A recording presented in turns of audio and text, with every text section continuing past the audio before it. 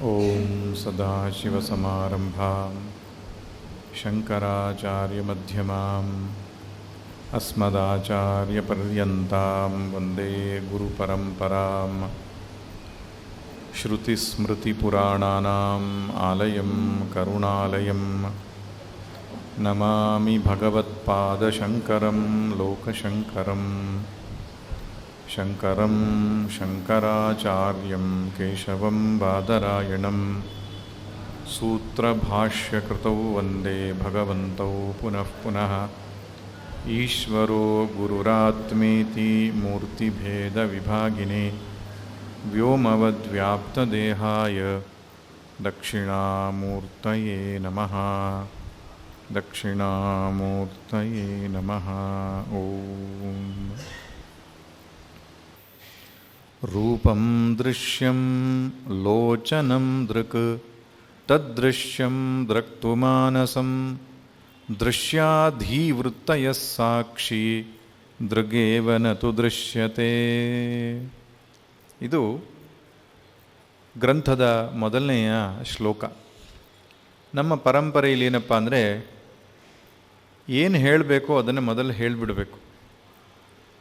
ಆದ್ದರಿಂದ ಸಂಗ್ರಹ ರೂಪವಾಗಿ ಇಡೀ ಗ್ರಂಥದ ಸಾರವನ್ನು ಆರಂಭದಲ್ಲಿ ಹೇಳುವಂತಹ ಒಂದು ಪದ್ಧತಿ ನೀವು ಶ್ರೀಮದ್ ಭಗವದ್ಗೀತೆಯಲ್ಲಿ ಕೂಡ ನೋಡಿದ್ದೀರಿ. 2ನೇ ಅಧ್ಯಾಯ ಅನ್ನೋದು ಇಡೀ ಭಗವದ್ಗೀತೆಯ ಸಾರ ಅದು. ಆಮೇಲೆ ವಿಸ್ತಾರ ಮಾಡ್ತಾ ಹೋಗ್ತಾರೆ. ಸಂಕ್ಷೇಪ ವಿಸ್ತಾರ ಪದ್ಧತಿ ಅಂತ ಹೇಳ್ತಾರೆ ಇದನ್ನು, ಅಥವಾ ಸಮಾಸ ವ್ಯಾಸ ಪದ್ಧತಿ ಅಂತ ಕೂಡ ಕರೀತಾರೆ. ರಾಮಾಯಣದಲ್ಲೂ ಕೂಡ ನೋಡ್ತೇವೆ, ಆರಂಭದಲ್ಲಿ ಮೊದಲನೇ ಸರ್ಗ ಅನ್ನುವಂಥದ್ದು ಸಂಕ್ಷೇಪ, ಇಡೀ ರಾಮಾಯಣದ ಸಾರ. ಮತ್ತೆ 24,000 ಶ್ಲೋಕದಲ್ಲಿ ಅದರ ವಿಸ್ತಾರ, ಸಾರ ವಿಸ್ತಾರ. ಹಾಗೆ ಇಡೀ ದೃಗ್ದೃಶ್ಯ ವಿವೇಕದ ಸಾರ ಏನಪ್ಪ ಅಂದರೆ ಈ ಮೊದಲನೇ ಶ್ಲೋಕ.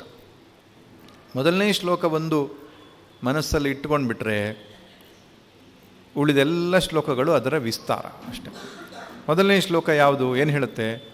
ರೂಪವು ದೃಶ್ಯವು, ಕಣ್ಣು ದೃಕ್ಕು, ಕಣ್ಣು ಕೂಡ ದೃಶ್ಯವು, ಮನಸ್ಸು ದೃಕ್ಕು, ಮನಸ್ಸು ಕೂಡ ದೃಶ್ಯವು, ಸಾಕ್ಷಿ ದೃಕ್ಕು, ಸಾಕ್ಷಿ ಆತ್ಯಂತಿಕ ದೃಕ್, ಸಾಕ್ಷಿಗಿಂತ ಬೇರೆಯಾದಂತಹ ದೃಷ್ಟ ಮತ್ತೊಬ್ಬನಿಲ್ಲ. ಇದು ಆ ಶ್ಲೋಕದ ತಾತ್ಪರ್ಯ. ಇಲ್ಲಿ 4 ಸಂಗತಿಯನ್ನು ಹೇಳಿದ್ದಾರೆ ಶಂಕರ ಭಗವತ್ಪಾದರು. ಒಂದು ಆತ್ಯಂತಿಕ ದೃಶ್ಯ, ಇನ್ನೊಂದು ಆತ್ಯಂತಿಕ ದೃಕ್. ಈ ದೃಕ್ ಅನ್ನೋ ಶಬ್ದದ ಅರ್ಥ ಆಗ್ತದಲ್ಲ, ದೃಕ್ ಅಂದರೆ ನೋಡುವವನು, ದೃಶ್ಯ ಅಂದರೆ ನೋಡಲ್ಪಡುವ ವಸ್ತು ಅಂತ. ಈ ಕಣ್ಣಿನ ಮುಂದೆ ಇರತಕ್ಕಂತಹ ಪಂಚಭೂತಾತ್ಮಕವಾದ ಈ ಪ್ರಪಂಚ ಏನಿದೆ ಅದು ದೃಶ್ಯ ಮಾತ್ರ, ಅದೆಂದೂ ದೃಕ್ಕಾಗೋದಿಲ್ಲ. ಸಾಕ್ಷಿ ಎನ್ನುವಂಥದ್ದು ಕೇವಲ ದೃಕ್ ಮಾತ್ರ, ದೃಷ್ಟ ಮಾತ್ರ. ಅವನೆಂದೂ ದೃಶ್ಯನಾಗಲ್ಲ, ಅದು ಎಂದೂ ದೃಕ್ಕಾಗಲ್ಲ, ದೃಶ್ಯ ಮಾತ್ರ. ಸಾಕ್ಷಿ ದೃಕ್ ಮಾತ್ರ, ಎಂದೂ ದೃಶ್ಯನಾಗಲ್ಲ. ಇನ್ನೆರಡು ಇದೆಯಲ್ಲ, ಇಂದ್ರಿಯಗಳು ಮತ್ತು ಮನಸ್ಸು, ಅದು ದೃಶ್ಯವೂ ಆಗತ್ತೆ, ದೃಕ್ಕೂ ಆಗತ್ತೆ. ಮನಸ್ಸಿನ ದೃಷ್ಟಿಯಿಂದ ಇಂದ್ರಿಯಗಳು ದೃಶ್ಯ, ಮನಸ್ಸಿನ ದೃಷ್ಟಿಯಿಂದ ಇಂದ್ರಿಯಗಳು ದೃಶ್ಯ. ಇಂದ್ರಿಯಗಳ ಪ್ರಪಂಚದ ದೃಷ್ಟಿಯಿಂದ ಇಂದ್ರಿಯಗಳು ದೃಕ್, ಅಂದರೆ ಇಂದ್ರಿಯಗಳು ದೃಕ್ಕೂ ಆಯಿತು, ದೃಶ್ಯವೂ ಆಯಿತು. ಹಾಗೆ ಮನಸ್ಸು ಕೂಡ ದೃಕ್ಕೂ ಆಯಿತು, ದೃಶ್ಯ. ಸಾಕ್ಷಿ ದೃಷ್ಟಿಯಿಂದ ಮನಸ್ಸು ದೃಶ್ಯ, ಇಂದ್ರಿಯಗಳ ದೃಷ್ಟಿಯಿಂದ ಮನಸ್ಸು ದೃಕ್. ಹೀಗಾಗ್ಬಿಟ್ಟಿದೆ. ಒಂದು ಆತ್ಯಂತಿಕ ದೃಕ್, ಇನ್ನೊಂದು ರಿಲೇಟಿವ್, ಅದಕ್ಕೇನು ಹೇಳ್ತಾರೆ, ಸಂಬಂಧಿಸಿದ. ರಿಲೇಟಿವ್ ಕನ್ನಡಕ್ಕೆ ಯಾವ ಶಬ್ದ ಇದೆ ಗೊತ್ತಿಲ್ಲ. ಸಂಬಂಧವನ್ನು ಹೊಂದಿರುವಂತಹ ವ್ಯಾವಹಾರಿಕವಾದಂತಹ ದೃಕ್ ಯಾವುದು? ಮನಸ್ಸು ಮತ್ತು ಇಂದ್ರಿಯಗಳು. ಇದನ್ನು ಬಿಡಿಸುವಂತಹ ಪ್ರಕ್ರಿಯೆಯನ್ನು ನಾವು ಮಾಡಬೇಕು ಅಂತ ಶಂಕರರು ಹೊರಟಿದ್ದಾರೆ. ಇದನ್ನು ಯಾಕೆ ಬಿಡಿಸಬೇಕು? ಇದು ಬಿಡಿಸಿಕೊಳ್ಳದಿರುವುದರಿಂದಲೇ ನಮಗೆ ಸಂಸಾರ, ನಮಗೆ ದುಃಖ, ನಮಗೆ ತಾಪತ್ರಯ, ನಮಗೆ ಕಷ್ಟ. ಯಾಕೆ? ಇದನ್ನು ಸೇರಿಸಿಕೊಂಡು ವ್ಯವಹಾರ ಮಾಡ್ತಾ ಇರೋದ್ರಿಂದ. ಆತ್ಮ ಮತ್ತು ಅನಾತ್ಮವನ್ನು ಸೇರಿಸಿಕೊಂಡು ವ್ಯವಹಾರ ಮಾಡ್ತಾ ಇದ್ದೇವೆ. ಇದು ಬಿಡಿಸಿಕೊಂಡು ಬಿಟ್ಟರೆ ನಿಜವಾದಂತಹ ಪರಿಹಾರ, ಸಂಸಾರದ ನಿಜವಾದ ಪರಿಹಾರ ಸಿಗ್ತದೆ. ತಾತ್ಕಾಲಿಕ ಪರಿಹಾರ ಹುಡುಕ್ತಾ ಇದ್ದೇವೆ ನಾವು. ಜ್ಯೋತಿಷಿಗಳು ಮತ್ತೊಬ್ಬರು ಮಗ್ದವರು ತಾತ್ಕಾಲಿಕ ಪರಿಹಾರ ಹೇಳ್ತಾರೆ. ಆತ್ಯಂತಿಕ ಪರಿಹಾರ ಇದೆ. ಯಾವುದರಲ್ಲಿ? ಇದೆರಡನ್ನು ಬಿಡಿಸ್ಕೊಂಡು ಬಿಟ್ರೆ ಆಯಿತು. ದೃಕ್ಕನ್ನು, ದೃಶ್ಯವನ್ನು ಬಿಡಿಸ್ಕೊಂಡು ಬಿಟ್ರೆ ಆಯಿತು.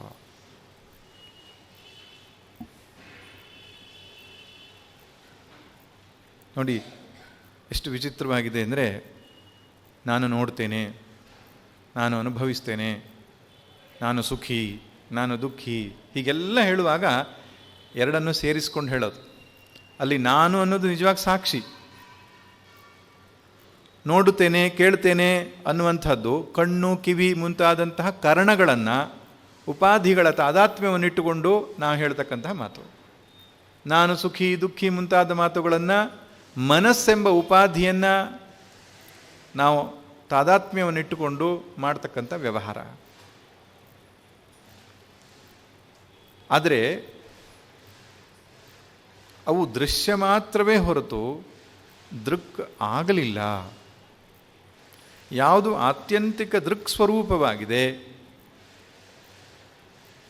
ಅದು ಮಾತ್ರ ಆತ್ಮ. ಅದನ್ನು ಇನ್ನೂ ವಿಸ್ತಾರವಾಗಿ ಮುಂದಿನ ಶ್ಲೋಕದಲ್ಲಿ ಆಚಾರ್ಯರು ಹೇಳ್ತಾರೆ. 2ನೇ ಪದ್ಯ. ನೀಲಪೀತ ಸ್ಥೂಲ ಸೂಕ್ಷ್ಮ ಹ್ರಸ್ವ ದೀರ್ಘಾದಿಭೇದತಃ ನಾನಾ ವಿಧಾನಿ ರೂಪಾಣಿ ಪಶ್ಯೇಲ್ಲೋಚನಮೇಕಧಾ. ಕಣ್ಣು ನೋಡುವವನು, ರೂಪ ಮತ್ತು ಆಕಾರ ಅನ್ನುವಂಥದ್ದು ನೋಡಲ್ಪಡತಕ್ಕಂತಹ ವಸ್ತು. ಇದು ಮನಸ್ಸಿಗೆ ನಮ್ಮ ಬಂತಲ್ಲ. ನಿನ್ನೆ ದಿನ ನಾವೊಂದಿಷ್ಟು ವಿಷಯಗಳನ್ನು ಹೇಳಿದ್ದೆ ಈ ಚಿಂತನೆಯ ಸರಣಿಯಲ್ಲಿ. ಕಣ್ಣು ನೋಡುವವನು, ರೂಪ ಮತ್ತು ಆಕಾರ ನೋಡಲ್ಪಡ್ತಕ್ಕಂಥ ವಸ್ತು ಅತ್ಯಂತ ಭಿನ್ನ. ತುಂಬ ಸಹಜವಾದ ವಿಷಯ ಅದು. ಕಾಮನ್ ಸೆನ್ಸ್ ಇದ್ದರೆ ಸಾಕು ಇದನ್ನು ಅರ್ಥ ಮಾಡ್ಕೊಳ್ಳಿಕ್ಕೆ. ತುಂಬ ಬುದ್ಧಿವಂತಿಕೆ ಬೇಡ. ಇದಕ್ಕಿಂತ ಕಣ್ಣು ಭಿನ್ನ, ಪುಸ್ತಕಕ್ಕಿಂತ ಕಣ್ಣು ಭಿನ್ನ, ನಿಮ್ಮೆಲ್ಲರಿಗಿಂತ ಕಣ್ಣು ಭಿನ್ನ. ಈ ಎರಡನೇ ಸಂಗತಿ ಏನಪ್ಪ ಅಂದರೆ, ಕಣ್ಣು ಕಣ್ಣನ್ನೇ ಕಾಣಲ್ಲ. ಇದು ಸ್ಪಷ್ಟವಾಗ್ತದೆ ಅಲ್ವಾ? ಕಣ್ಣು ಇನ್ನೊಂದನ್ನು ನೋಡತ್ತೆಯೇ ಹೊರತು ಕಣ್ಣನ್ನೇ ಕಣ್ಣು ಕಾಣಲಿಕ್ಕಾಗಲ್ಲ. ಇದು ಎರಡನೇ ಸಂಗತಿ. ಮೂರನೇ ಸಂಗತಿಯನ್ನು ಶಂಕರರು ಇಲ್ಲಿ ಹೇಳ್ತಾ ಇದ್ದಾರೆ. ಕಣ್ಣು ಒಂದೇ ಆಗಿದ್ದುಕೊಂಡು ನೋಡುವ ವಸ್ತುಗಳು ಅನೇಕವಾಗಿರ್ತವೆ ಅಂತ ಹೇಳ್ತಾರೆ. ದೃಶ್ಯ ಅನೇಕ ವಿಧವಾಗಿದೆ, ಆದರೆ ದೃಕ್ ಒಂದೇ ತೆರನಾಗಿದೆ ಅನ್ನೋದನ್ನು ಇಲ್ಲಿ ತೋರಿಸ್ಕೊಡ್ತಾ ಇದ್ದಾರೆ. ನೀಲ, ಪೀತ, ಸ್ಥೂಲ, ಸೂಕ್ಷ್ಮ, ಹ್ರಸ್ವ, ದೀರ್ಘಾದಿ ಭೇದತಃ. ವಸ್ತುಗಳಿಗೆ ಒಂದು ಆಕಾರ ಇರ್ತದೆ, ಇನ್ನೊಂದು ಬಣ್ಣ ಇರ್ತದೆ. ಸಂಸ್ಕೃತದಲ್ಲಿ ರೂಪ ಅನ್ನೋ ಶಬ್ದಕ್ಕೆ ಅರ್ಥ ಆಕಾರ ಅಂತ ಅಲ್ಲ, ರೂಪ ಅಂದರೆ ಬಣ್ಣ ಅಂತಲೇ ಅರ್ಥ. ಆದರೆ ನಮ್ಮಲ್ಲಿ ಅಭ್ಯಾಸ ಬಲದಿಂದ ರೂಪ ಅಂತ ಹೇಳಿದ್ರೆ ಆಕಾರಕ್ಕೆ ನಾವು ಹೇಳ್ತೇವೆ. ರೂಪ ಅಂತ ಹೇಳಿದರೆ ಆಕಾರ ಮತ್ತು ಬಣ್ಣ ಎರಡನ್ನೂ ಸೇರಿಸಿಕೊಂಡು ನಾವು ಹೇಳಿದರೆ ಉತ್ತಮ. ನೋಡಿ, ಎಷ್ಟು ವಿಧದ ರೂಪಗಳಿದೆ ಪ್ರಪಂಚದಲ್ಲಿ, ಎಷ್ಟು ವಿಧದ ಬಣ್ಣಗಳಿದೆ, ಎಷ್ಟು ವಿಧದ ಆಕಾರಗಳಿದೆ ಅಲ್ವಾ? ನಾವು ಈ ಹಾಲಲ್ಲೇ ನೋಡಿಬಿಟ್ರೆ ಒಂದೊಂದು ಆಕಾರದಲ್ಲಿದೆ, ಒಂದೊಂದು ಬಣ್ಣದಲ್ಲಿದೆ. ಟೈಲ್ಸಿಗೆ ಒಂದು ಬಣ್ಣ, ಆಮೇಲೆ ಕಂಬಕ್ಕೆ ಒಂದು ಬಣ್ಣ, ಮೇಲ್ಗಡೆ ಒಂದು ಬಣ್ಣ. ಇವತ್ತೊಂದು ಭಜನೆ ಹೇಳೋರು ಎಲ್ಲರದ್ದು ಒಂದು ಬಣ್ಣ, ಯೂನಿಫಾರ್ಮ್. 7 ಬಣ್ಣ ಪ್ರಮುಖ ಅಂತ ಹೇಳ್ತಾರೆ. ಆ 7ಅನ್ನೇ ಮಿಕ್ಸ್ ಮಾಡಿಬಿಟ್ರೆ ಎಷ್ಟು ಅನಂತ ಬಣ್ಣಗಳು, ಅನಂತ ರೂಪಗಳು, ಅನಂತ ಬಣ್ಣಗಳು ಅಲ್ವಾ? ಒಂದಿಷ್ಟು ಶಂಕರರು ಹೇಳ್ತಾರೆ ಇಲ್ಲಿ. ನೀಲ, ಪೀತ, ನೀಲಿ ಬಣ್ಣ, ಪೀತ ಹಳದಿ ಬಣ್ಣ, ಹಾಗೆ ಕಪ್ಪು, ಬಿಳಿ ಎಲ್ಲ ಬಣ್ಣ ಸೇರಿಸ್ಕೊಳ್ಳೋಣ. ಆ ರೀತಿ ಅನೇಕ ವಿಧದ ಬಣ್ಣಗಳಿವೆ. ಆಕಾರಗಳೂ ಕೂಡ ಅಷ್ಟೇ. ಕೆಲವು ವೃತ್ತಾಕಾರವಾಗಿದೆ, ಕೆಲವು ನೇರವಾಗಿದೆ, ಕೆಲವು ಕುಳ್ಳ ಇದೆ, ಕೆಲವು ಉದ್ದ ಇದೆ. ಹ್ರಸ್ವ, ದೀರ್ಘ. ಹ್ರಸ್ವ ಅಂದರೆ ಕುಳ್ಳ, ದೀರ್ಘ ಅಂದರೆ ಉದ್ದ. ಆಯಿತಾ? ಸ್ಥೂಲ, ಸೂಕ್ಷ್ಮ, ದಪ್ಪ ಮತ್ತು ತೆಳ್ಳಗಿರೋದು ಅಂತ. ದಪ್ಪವಾಗಿದೆ, ತೆಳ್ಳಾಗಿದೆ, ಉದ್ದ ಇದೆ, ಗಿಡ್ಡ ಇದೆ, ಅನೇಕ ರೀತಿ ಬಣ್ಣ ಇದೆ. ಅಲ್ಲ, ವೈವಿಧ್ಯತೆಯನ್ನು ಇಲ್ಲಿ ತೋರಿಸ್ತಾ ಇದ್ದಾರೆ. ದೃಶ್ಯದಲ್ಲಿ ವೈವಿಧ್ಯತೆ ಇದೆ, ಅನೇಕ ವಿಧವಾಗಿದೆ ದೃಶ್ಯ ಪ್ರಪಂಚ. ಆದರೆ ಇಲ್ಲಿ ಗಮನಿಸಿ, ಕಣ್ಣು ಮಾತ್ರ ಒಂದೇ ತೆರನಾಗಿದೆ. ಪಶ್ಯೇತ್ ಲೋಚನಂ ಏಕಧಾ. ಒಂದೇ ತೆರನಾಗಿದ್ದುಕೊಂಡು ಅನೇಕ ವಿಧದ ದೃಶ್ಯವನ್ನು ಕಣ್ಣು ನೋಡುತ್ತೆ. ಮೊದಲನೇ ಸಂಗತಿ ಏನು ಹೇಳಿದ್ದೆ? ದೃಶ್ಯ ಬೇರೆ, ದೃಕ್ಕು ಬೇರೆ. ನೆನ್ಪಿಟ್ಕೊಳ್ಬೇಕು. ಎರಡನೇ ಸಂಗತಿ ಹೇಳಿದ್ದೆ, ದೃಕ್ಕು ಕೇವಲ ದೃಕ್ಕಾಗಿಯೇ ಇರುತ್ತೆ, ದೃಶ್ಯವಾಗಲ್ಲ. ಮೂರನೇ ಸಂಗತಿಯನ್ನು ಶಂಕರರಲ್ಲಿ ತೋರಿಸ್ತಿದ್ದಾರೆ, ದೃಶ್ಯ ಅನೇಕ, ದೃಕ್ಕು ಒಂದೇ. ತುಂಬ ಕಷ್ಟ ಏನಲ್ಲ ಇದು ತುಂಬ ಮುಖ್ಯ. ಯಾಕೆಂದರೆ ನಾವು ಮುಂದಕ್ಕೆ ಹೋಗ್ತಾ ಹೋಗ್ತಾ ಈ ನಿಯಮವನ್ನೇ ಅಪ್ಲೈ ಮಾಡ್ಕೊಂಡು ಹೋಗಬೇಕು. ಆತ್ಮನಲ್ಲಿಗೆ ಹೋಗಿ ನಿಂತಾಗ ಈ ನಿಯಮ ಬಹಳ ಹೆಲ್ಪ್ಫುಲ್ ಆಗುತ್ತೆ ನಮಗೆ. ಇದು ಮೂರನೇ ನಿಯಮ ಏನು? ದೃಶ್ಯ ಅನೇಕ, ಆದರೆ ನೋಡುವವನು ದೃಕ್ ಒಂದೇ. ಅದಕ್ಕೆ ಎರಡು ಕಣ್ಣು ಇದೆಯಲ್ಲ ಸ್ವಾಮಿ ಅಂತ ಹೇಳಬೇಡಿ. ಅಂದರೆ ನೋಟ, ಇಲ್ಲಿ ನೋಟವನ್ನು ತೆಗೆದುಕೊಳ್ಳಿ. ಎರಡು ಕಣ್ಣಲ್ಲೂ ನೋಡೋದು ಒಂದೇ ವಸ್ತು ತಾನೇ. ಈ ಕಣ್ಣಲ್ಲೊಂದು ವಸ್ತು ಇನ್ನೊಂದು ನೋಡ್ತೇವೆ, ಹಾಗಿಲ್ಲಲ್ಲ. ಆದ್ದರಿಂದ ನೋಡುವವನು ಒಂದೇ ತೆರನಾಗಿದ್ದುಕೊಂಡು ನೋಡ್ತಾನೆ. ಇದು ಬಹಳ ಮುಖ್ಯವಾದ ವಿಷಯ. ಈಗ ಒಂದು ನೀಲಿ ಬಣ್ಣದ ವಸ್ತು ನೋಡಬೇಕಾದ್ರೆ ಕಣ್ಣು ನೀಲಿ ಆಗಲ್ಲ. ಕೆಂಪು ಬಣ್ಣದ ವಸ್ತು ನೋಡಲಿಕ್ಕೆ ಕಣ್ಣು ಕೆಂಪು ಆಗಬೇಕಾಗಿಲ್ಲ. ಅದು ಏನೂ ಬದಲಾವಣೆ ಆಗದೆ ಎಲ್ಲವನ್ನ ನೋಡ್ತಾ ಇದೆ. ಇದು ಮೂರನೇ ನಿಯಮ. ಆಯಿತಾ? ನಾಲ್ಕನೇ ನಿಯಮ ಒಂದಿದೆ, ದೃಶ್ಯ ವಿಕಾರಿ, ದೃಕ್ ಅವಿಕಾರಿ ಅಲ್ವಾ? ದೃಶ್ಯ ವಸ್ತುಗಳು ಬದಲಾವಣೆ ಆಗ್ತಾ ಇರುತ್ತೆ. ಕಣ್ಣು ಬದಲಾವಣೆ ಆಗುತ್ತೆ ಅದನ್ನು ನೋಡುವಾಗ? ಇಲ್ಲಲ್ಲ, ತಾನು ಬದಲಾಗದೆ ಬದಲಾವಣೆಯನ್ನು ನೋಡ್ತಾ ಇರ್ತದೆ. ಇದು ನಾಲ್ಕನೇ ನಿಯಮ. ಐದನೇ ನಿಯಮ ಏನಪ್ಪ ಅಂದರೆ, ದೃಕ್ಕು ಅರಿವಿನ ಸ್ವರೂಪವಾಗಿರುತ್ತೆ, ದೃಶ್ಯ ಜಡವಾಗಿರ್ತದೆ. ಆರನೇ ನಿಯಮ ಸ್ವಲ್ಪ ಮುಂದಕ್ಕೆ ಹೋಗಿ, ದೃಕ್ ಆತ್ಮ, ದೃಶ್ಯ ಅನಾತ್ಮ. ಈ 6 ನಿಯಮಗಳ ಮನಸ್ಸಲ್ಲಿಟ್ಕೊಳ್ಬೇಕು ನಾವು. ಇಲ್ಲಿ ಸುಲಭ ಇದೆ ನಮಗೆ ಕಣ್ಣು ಮತ್ತು ವಸ್ತುಗಳನ್ನು ಗಮನಿಸುವಾಗ. ಮುಂದಕ್ಕೆ ಹೇಳ್ತಾರೆ ಶಂಕರರು, ಆಂದ್ಯಮಾಂದ್ಯಪಟುತ್ವೇಷು ನೇತ್ರಧರ್ಮೇಷು ಚೈಕಧಾ ಸಂಕಲ್ಪಯೇನ್ಮನಶ್ರೋತ್ರತ್ವಗಾದೋ ಯೋಜ್ಯತಾಮಿತಿ. ಸರಿ, ಈಗ ಕಣ್ಣಿನ ಸ್ಥಿತಿಗತಿಯನ್ನು ತಿಳಿಯುವಂತಹ ಇನ್ನೊಂದು ದೃಕ್ ಇದೆಯಲ್ಲ, ಅದಕ್ಕೆ ಅಂತಃಕರಣ ಅಂತ ಹೇಳ್ತಾರೆ, ಮನಸ್ಸು ಅಂತ ಹೇಳ್ತಾರೆ, ಬುದ್ಧಿ ಅಂತ ಹೇಳ್ತಾರೆ. ಯಾವ ಹೆಸರಿಂದ ಬೇಕಾದರೂ ಒಳಗಡೆಗೊಂದು ಸೂಕ್ಷ್ಮ ಶರೀರ ಇದೆ. ಅದು ಕಣ್ಣನ್ನು ನೋಡ್ತಾ ಇದೆ. ಕಣ್ಣಿನ ಬದಲಾವಣೆಗಳು ಅದಕ್ಕೆ ಗೊತ್ತಾಗ್ತಾ ಇದೆ. ನೀವು ನೋಡ್ತಾ ಇದೆ ಅಂತ ಬಳಸಬಾರ್ದು ಸ್ವಾಮೀಜಿ ಶಬ್ದ. ನೋಡೋದು ಏನಿದ್ರು ಕಣ್ಣಿನ ಕೆಲಸ. ಅರಿತಾ ಇದೆ ಅಂತ ಹೇಳೋಣ, ಅಥವಾ ಅನುಭವಿಸ್ತಾ ಇದೆ ಅಂತ ಹೇಳೋಣ. Mind is experiencing the changes of the ice ಅಲ್ವಾ? ಕಣ್ಣುಗಳ ಬದಲಾವಣೆಯನ್ನು ಮನಸ್ಸು ಅನುಭವಿಸ್ತಾ ಇದೆ. ಆ ಅನುಭವಿಸುವ ಶಬ್ದವೇ ನೋಡುವುದು ಅಂತಲೂ ಕೂಡ ಕರಿಬೋದು, ಏನು ತೊಂದರೆ ಇಲ್ಲ.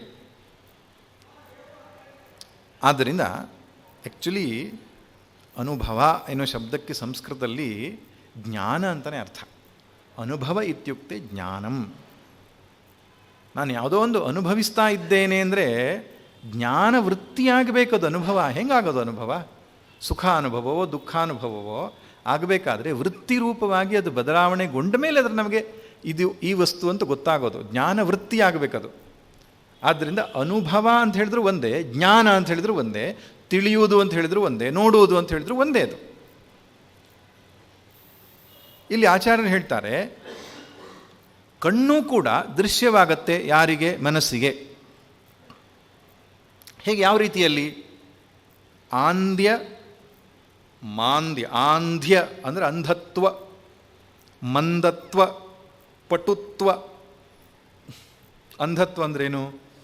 ಕುರುಡು, ಕಣ್ಣು ಕಾಣಿಸೋಲ್ಲ ಅಂತ.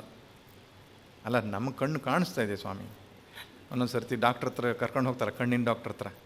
ಮೇಲೆ ಐ ಡ್ರಾಪ್ಸ್ ಬಿಡ್ತಾರೆ ಅವರು, ಸ್ವಲ್ಪ ಹೊತ್ತು ನೀವು ಹಾಗೆ ಕಣ್ಣು ಮುಚ್ಕೊಂಡಿರಿ ಅಂತ.